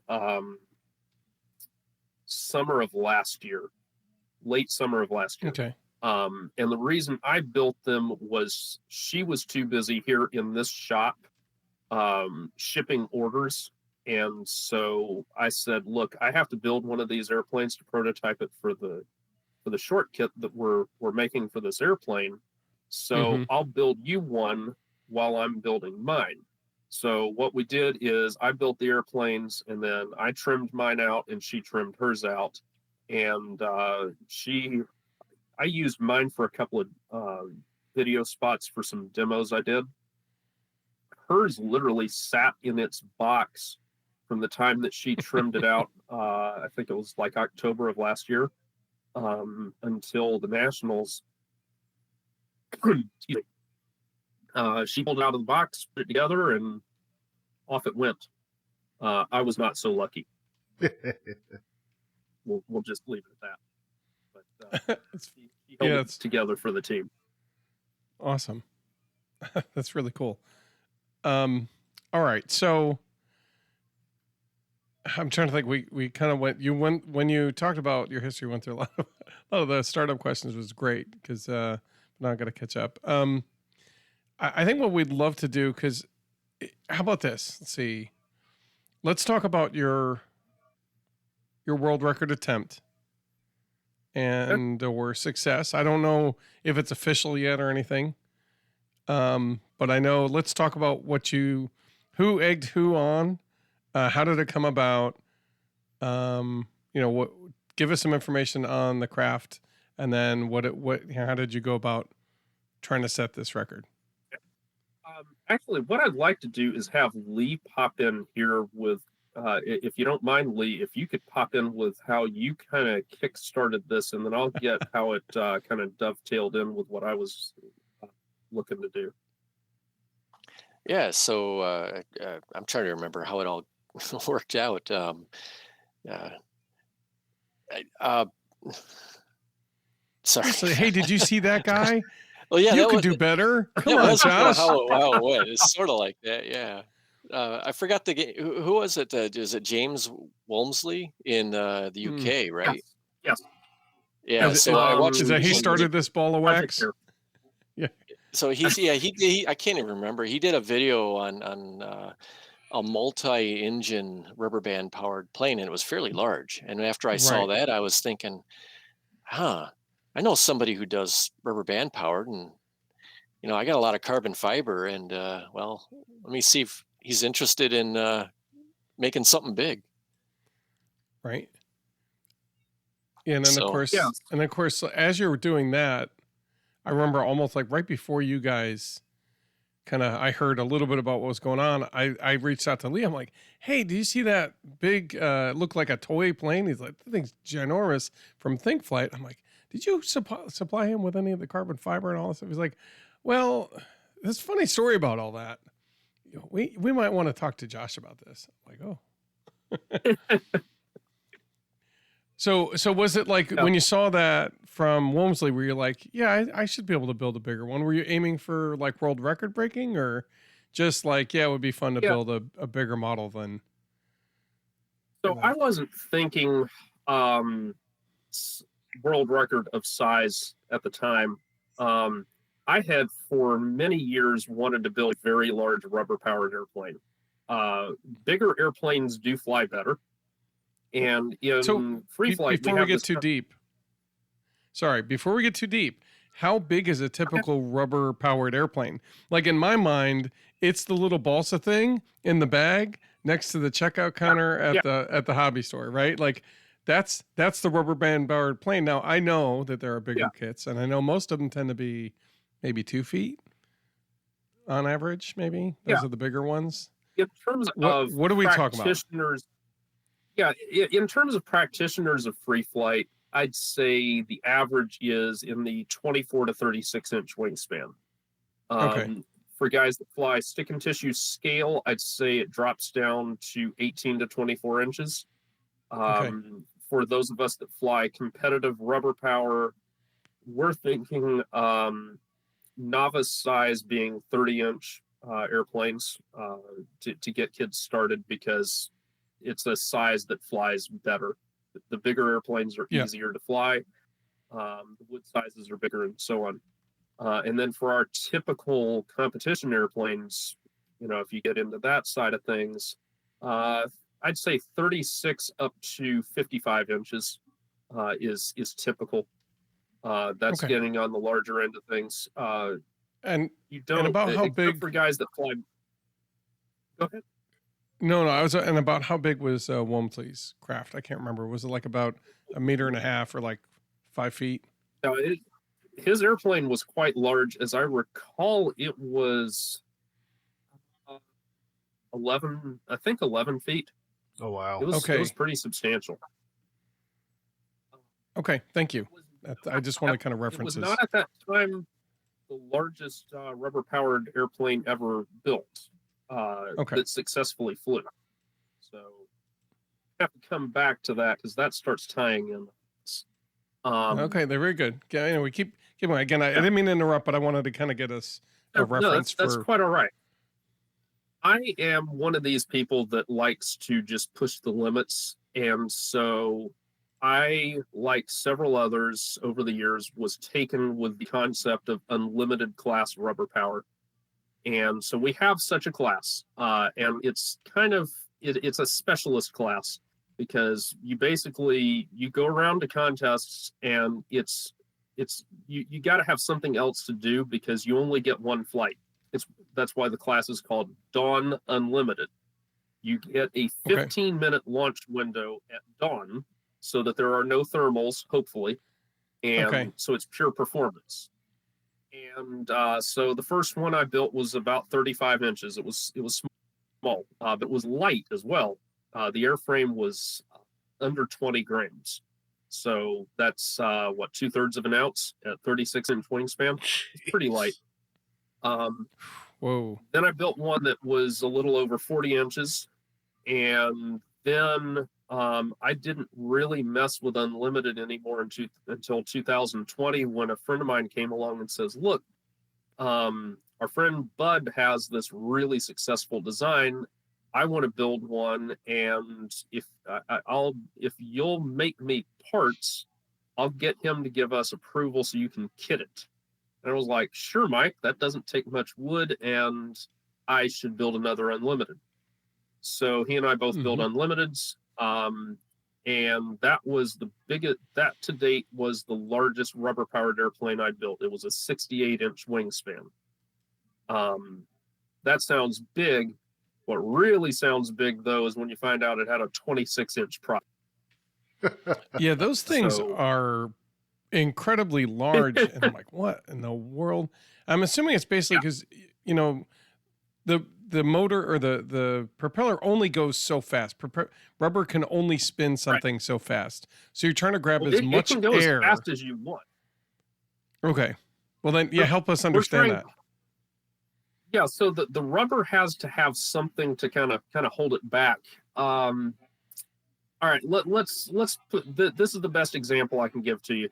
If you look at World War II fighter planes as they progressed, the single engine aircraft towards the end of the war, you started out with 3-blade propellers to absorb that engine power.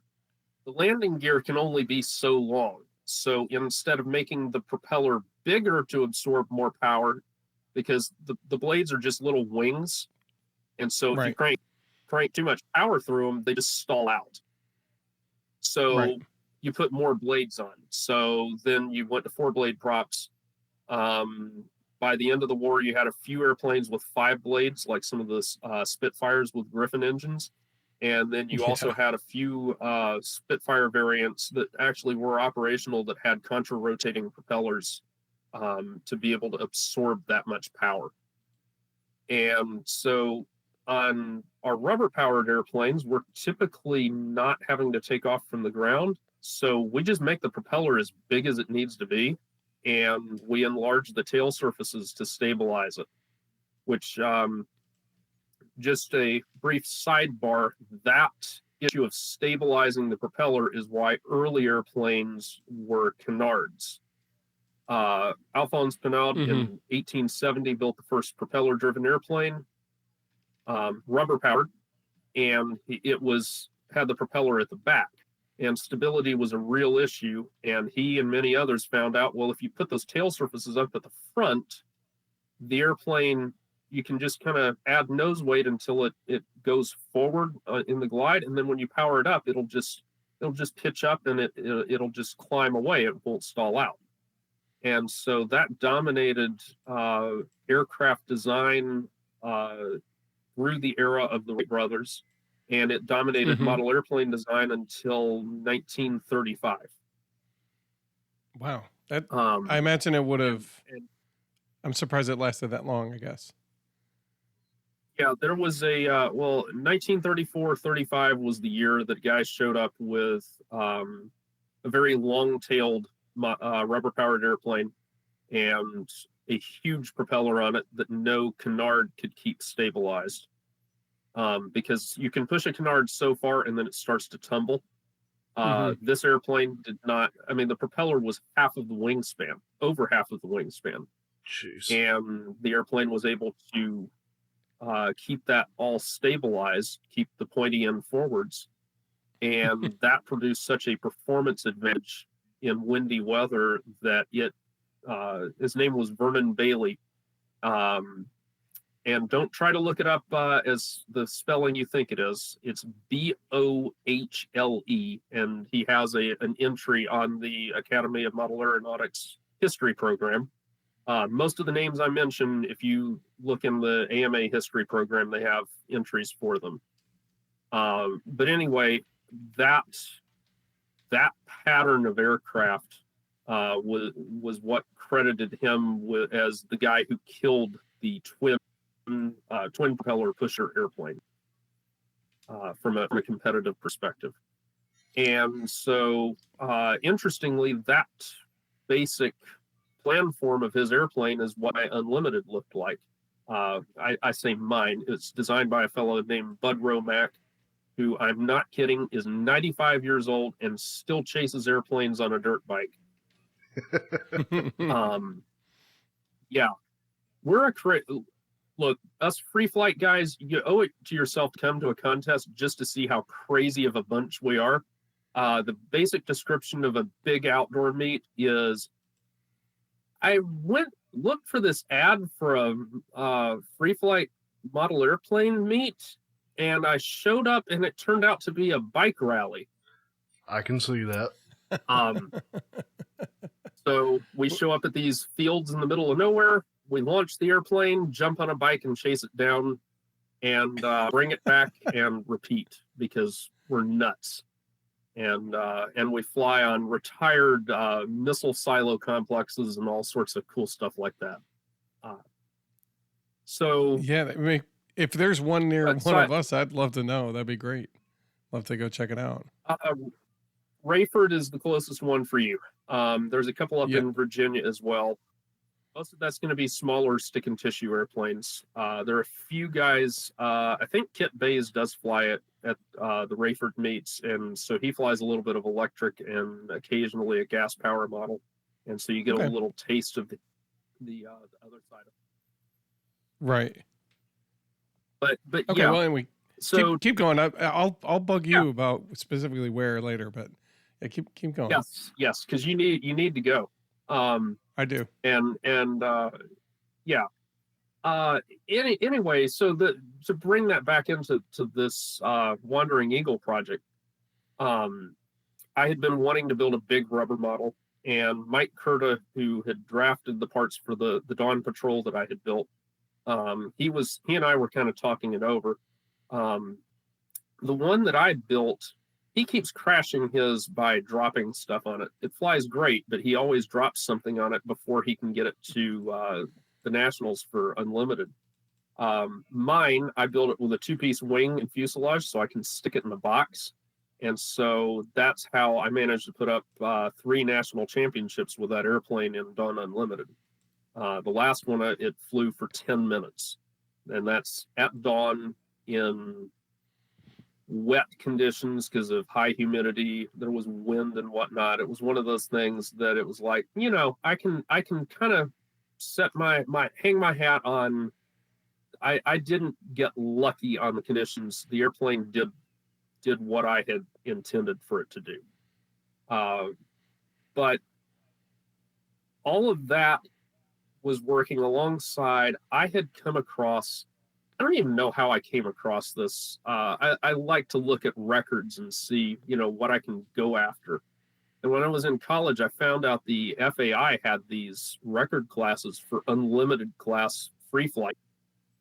And I looked at those numbers and was like, that's insane. 170 miles, an hour and 41 minutes, and what is it, about 1,700 meters gain in altitude. And that's for rubber power. The gas and glider records are similar numbers. All those records are held by the former Soviet Union. And I said, man, it would be really cool if an American could go after that. All right, by the way, the reason the Soviets had all those records, the Soviets went nuts, kind of like the Nazis did, chasing records in anything they could get records in to show how awesome the Soviets were. Right, to put a name for the country. Right. So what you ended up with was these government-sanctioned record attempts.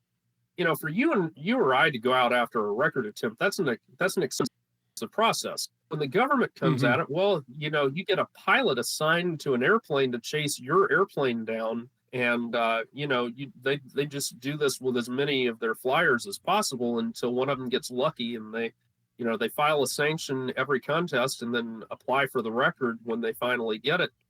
And that's what kind of went down there.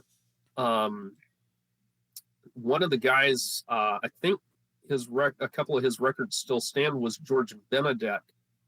He was, I think, Ukrainian, and his contribution to aviation is that his airfoils served as the basis for Paul McCrady's Gossamer Albatross and Gossamer Condor, the human-powered airplanes that crossed the English Channel and whatnot, and gave us a company called AeroVironment, which created the first military electric drones, and all of the wonderful flight stabilization and FPV and everything.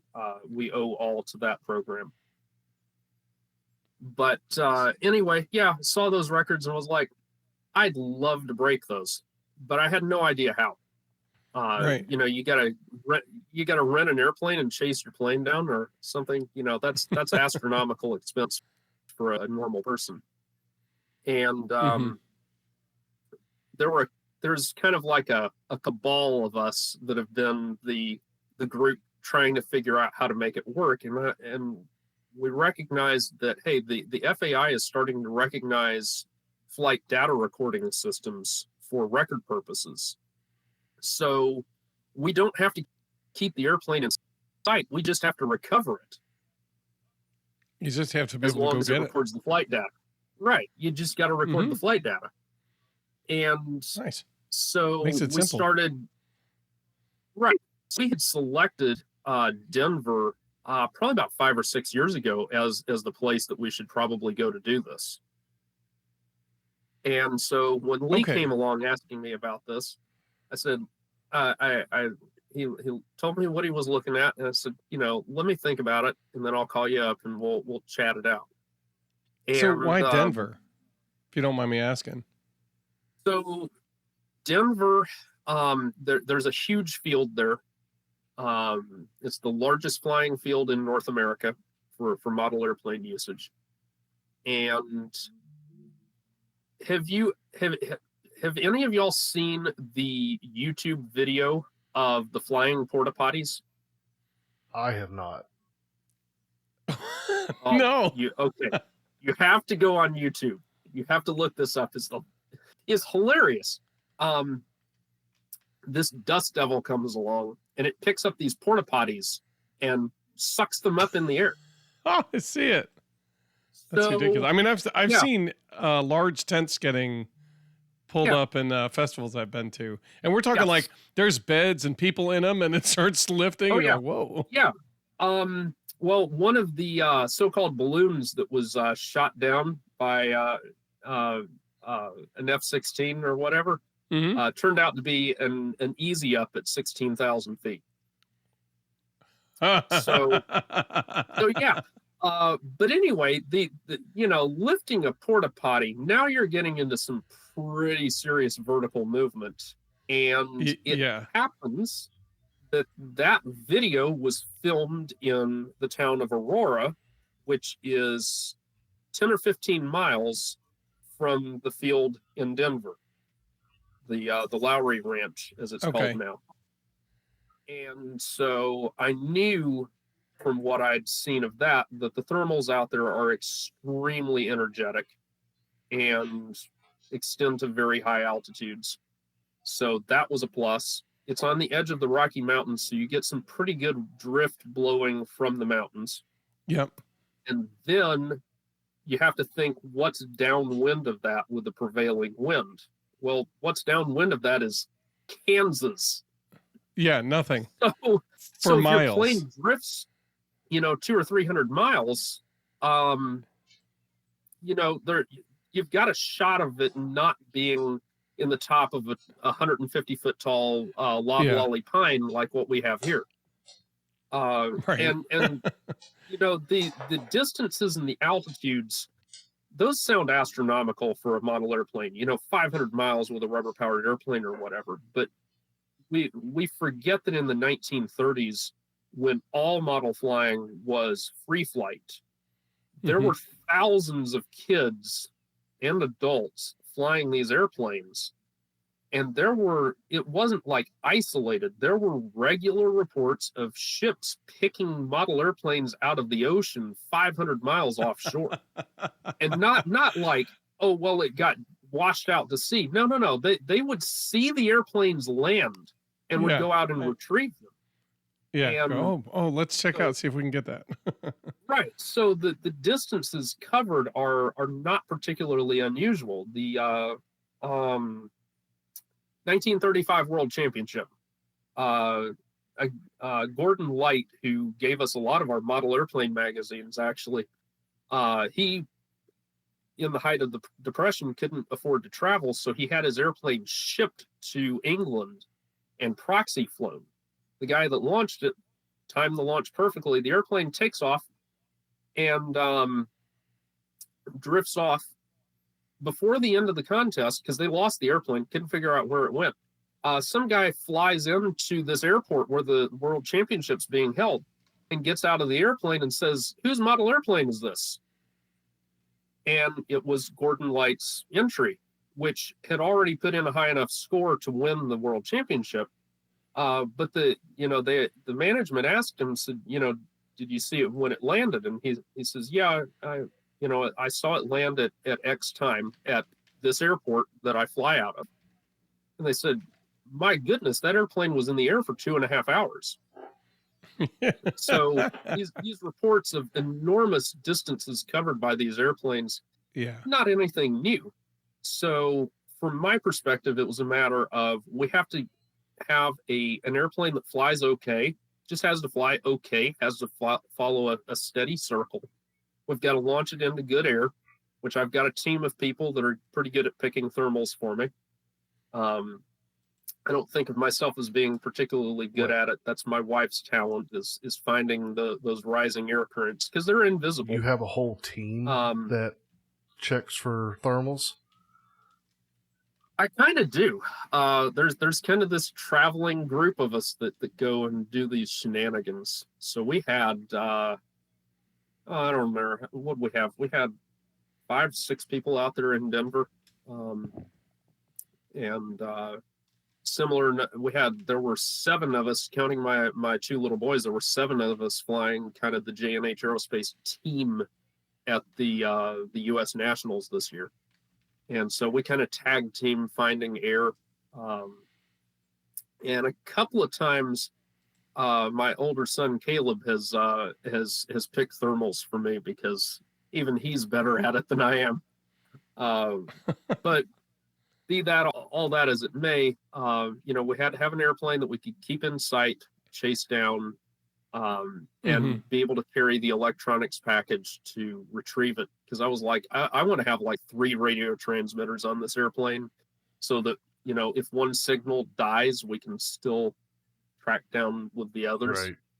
And so when he approached me with world's largest airplane, my immediate thought was, well, if I build the largest rubber-powered airplane, that's a great place to pack in all the electronics for this, and we'll be able to keep it in sight.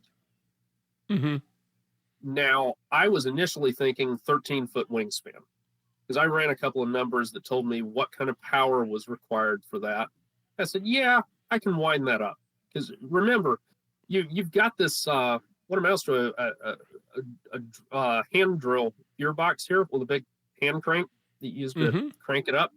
And you have like a hand grip or whatever to hold on to it. Well, as this progressed, I told Lee, I said, look, I'm gonna have to invest in a winder that has smoother gears and can handle more oomph, and that I can get more than just my hand around it. Right. So Lee's first sponsorship item was that he paid for a world championship winder. There's a fellow named Alex Andrikov that's won the rubber world championship more times than anybody else, and he contracts an outfit in Ukraine to make winders to his specs. He's originally from Ukraine, was brought over here to work at AeroVironment. but he has this this wonderful winder that you hold it kind of underhand, and so it has an Mhm. arm that wraps around your kind of above your elbow, so you can put Yes. your whole arm into it. Yeah, it And looks like a it's got big like a hammer little frame. J hook to kind of Yes, come around yes, your and elbow, so it's resting on your padded, so it bones. feels good. And I asked him, can this withstand 200 ounces of torque, and not damage the unit, because it actually has a torque meter built into it to tell you what torque you're going to, so you don't blow up the rubber band, because we measure what torque they'll take before they explode and take out the inside of the airplane.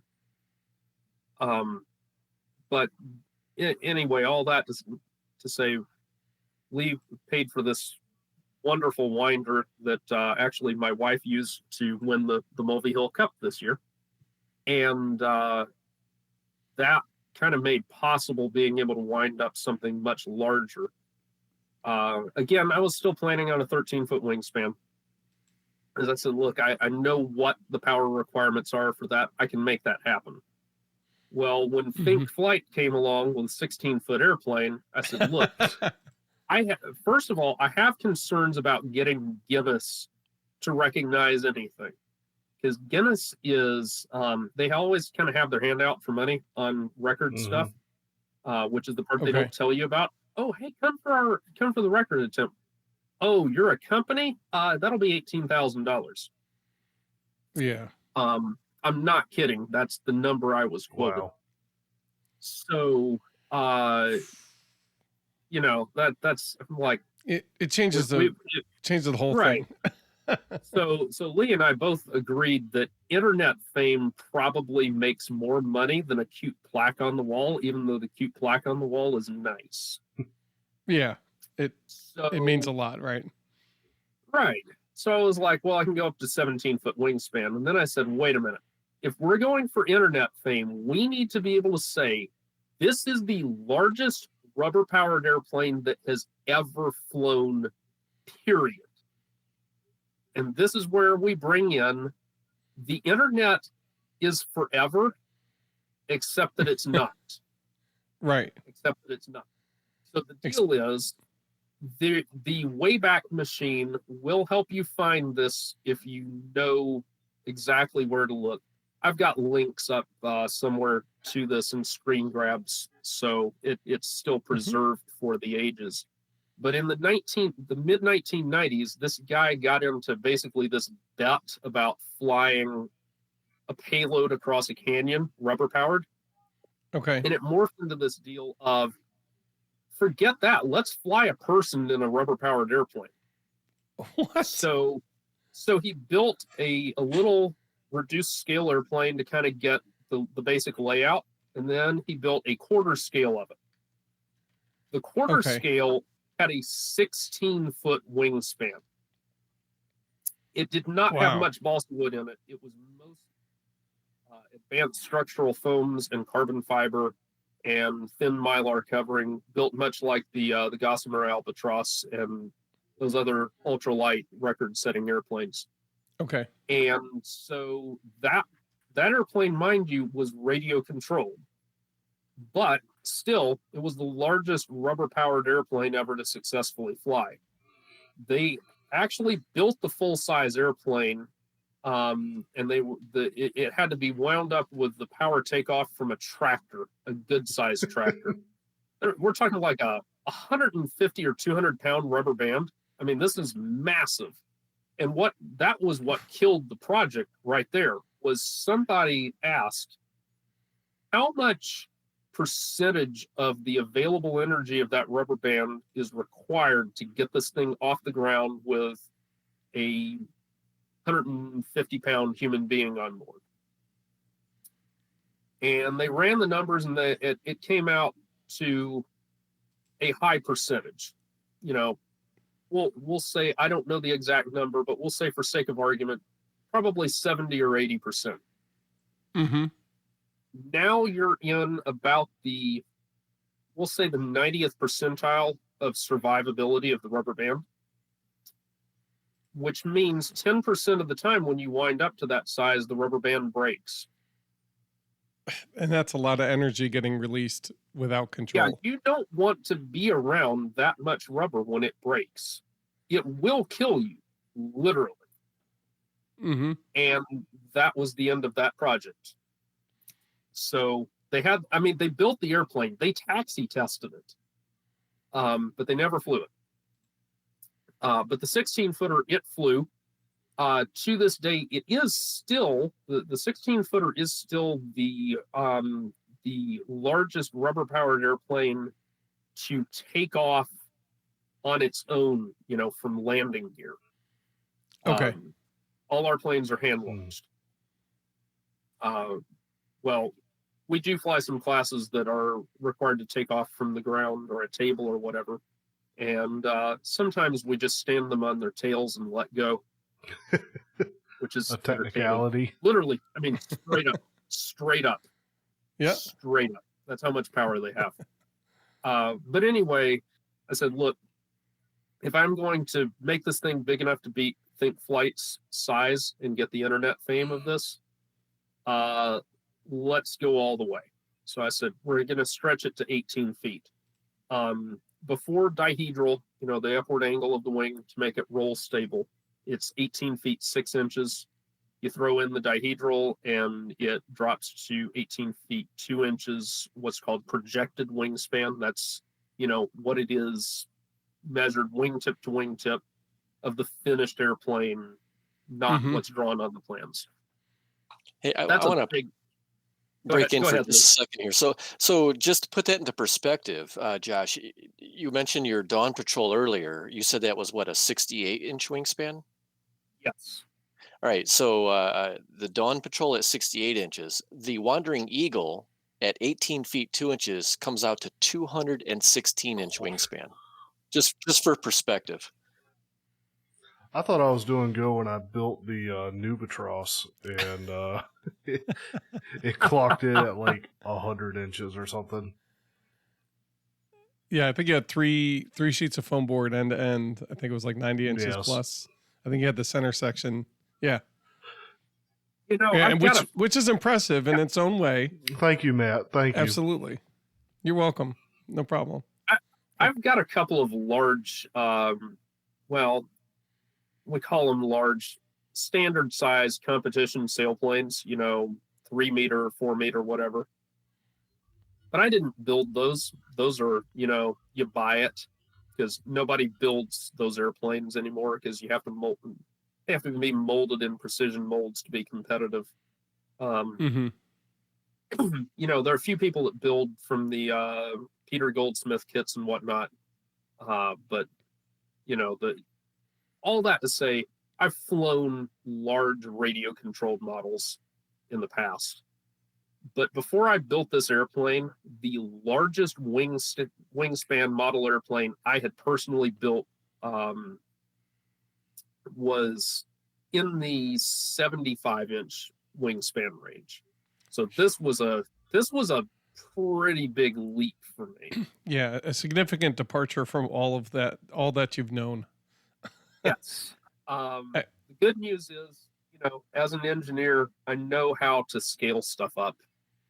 And so, we had a time crunch on this, since it kind of ripped the rug out from under me, having to change the size of this. Because at 13 feet, I was going to have Lee cut me foam wing cores. And we were going to do basically a blue foam wing and tail, and some foam composite something or other fuselage. Yeah.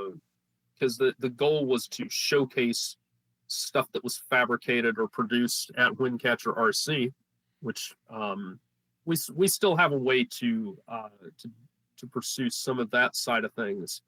But it morphed into, we got to go all the way with this.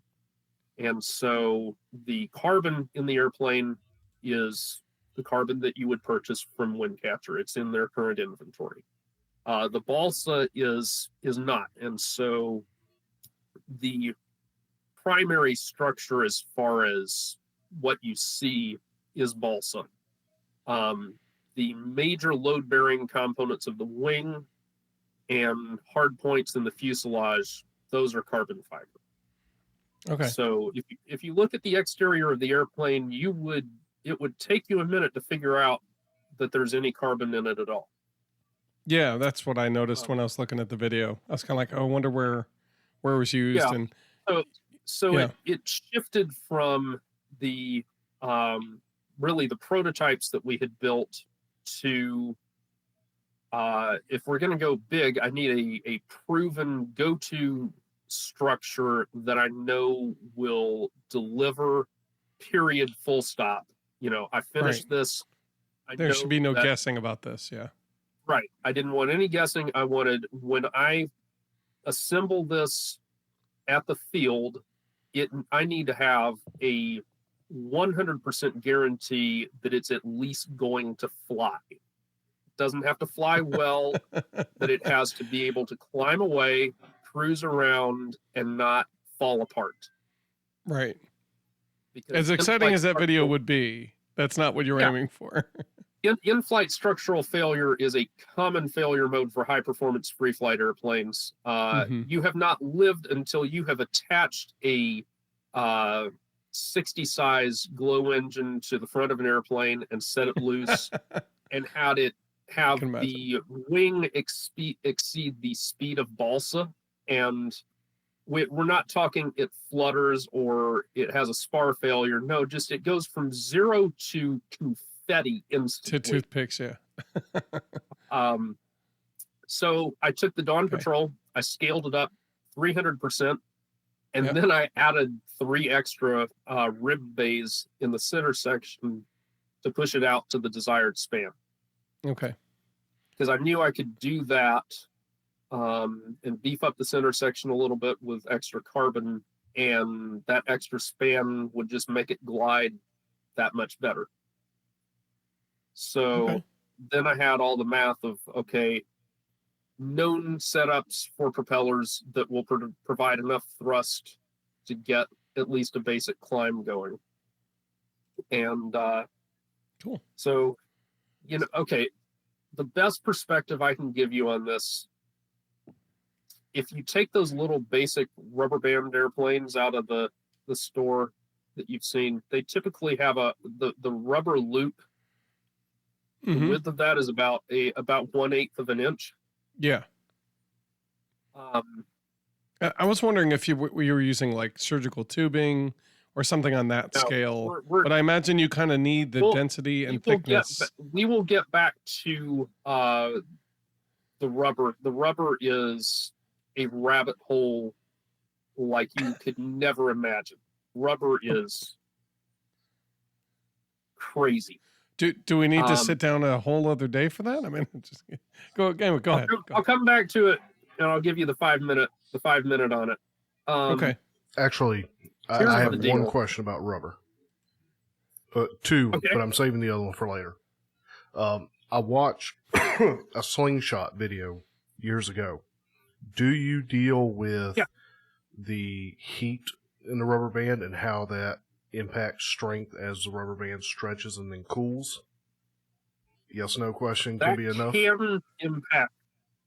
That can impact things in 2 ways. In cold weather, they actually, at the FAI World Championship level, they banned preheating the rubber to get more energy out of it, because guys would wind the rubber motor up and then they would wrap a blanket around with basically a hot, a heated blanket around the airplane to warm the rubber.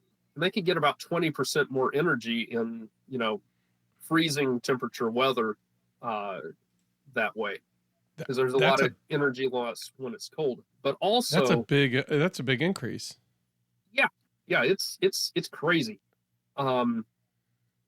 Below 60 degrees Fahrenheit, the energy storage drops off dramatically. But the other thing is, if you wind too fast, the rubber does actually heat up. And my wife, Hope, is a little nuts sometimes with how she winds up rubber motors. She can keep up with anybody on winding. And I remember one of the early outdoor contests that we went to, I reached over to feel the rubber motor, as she was finishing up winding, because the rubber gets harder as you wind it closer to the limit, so you can kind of evaluate how close you are. I grabbed it and was like, Hope, you might want to slow down. It feels warm. Because she had wound it up so aggressively and so fast that it actually was perceptibly above ambient temperature when I grabbed a hold of it. So yeah, and that can cause an issue, because if you heat it past a certain point, the rubber does become unstable. Usually around 100 degrees Fahrenheit, it starts to become. The rubber strands on a typical diamond, I call it a dollar store. Walmart rubber band airplane. They don't have them in Walmart anymore, but it's about 1/8 of an inch wide. The Dawn Patrol runs on the equivalent in terms of cross section of 12 of those. So that's a lot of rubber. And it's with the rubber, kind of folded, not in a circle, but just held out at its full length. It's about 40 inches long. This airplane, the Wandering Eagle, has the equivalent of 32 loops of that rubber in terms of cross section. Jeez. But it's 90 inches long. Right. I mean, you think of that. It's an amount of rubber loaded into an airplane that you just look at it and it's like, that's insane. How many pounds? Because at that point you're talking about pounds of rubber. Ounces of rubber. So 1 pound, 2 ounces. Here's the issue, though. That rubber is about. We're in at the current price. I think we're about $40 to $45 a pound for rubber. Okay. Oh, yeah. I see a kitty. Sorry, squirrel moment. Yeah, no, my bad. That's He's okay. in here demanding attention. Oh no. I love cats, so I'll try to stay on topic. Yeah, so this is not your Be my little buddy. I'm sorry. Go ahead. Thanks a lot, Joe. Happily derailing the show. Absolutely. That's okay. So this rubber is it's not office rubber bands. It's not even surgical tubing. This stuff is its own entity. I believe it's more or less produced by Pirelli, but it's not. There is one company that is authorized to communicate with the manufacturer, and whoever is the person who currently owns that outfit signs an NDA with the manufacturer to not even disclose who it is. The formula for the rubber is protected, everything about it. So there is one source for the rubber. It's through FAI Model Supply. Oh, wow. And that's easy to find, faimodelsupply.com. And you can literally buy, I'm not kidding, you can buy a 10-pound box of rubber.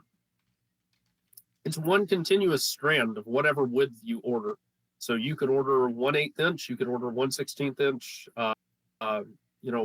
whatever. It's in regular English units. So 1/16, 3/32, 1/8, 3/16, and 1/4 are the sizes. Yeah, And 14 pounds at a time. Yeah. So and as you can see, the prices are a bit eye-watering when you think about what you're looking at. Right. But okay, so if you're a school, right, and you're doing this project where you want hundreds of kids to build a glider or whatever it is you're doing, you buy one of those boxes, and it's still 10 cents a kid, and you have plenty left over, and you could do it for next year maybe. That's the kind of level you're talking about, because exactly. But if you're like us, where maybe I've got a Cub Scout group I'm going to grab the 1 pound box Yeah, or something along and those here- lines where you take care of a couple kids. To give you a feel for this, if you're sport flying rubber power, if you buy a 1 pound box of rubber, that'll last you 3 or 4 years. Mm-hmm. And that's assuming you're flying rubber power regularly. If you fly indoor is a whole other animal. We can make a 1/4 pound of rubber last for 10 years. Wow. That's a whole other animal. We're going to end this part 1 here. The conversation continues to part 2 in the next week, so keep a lookout for it. You will hear the following from Josh Finn, so please tune in. See you next week.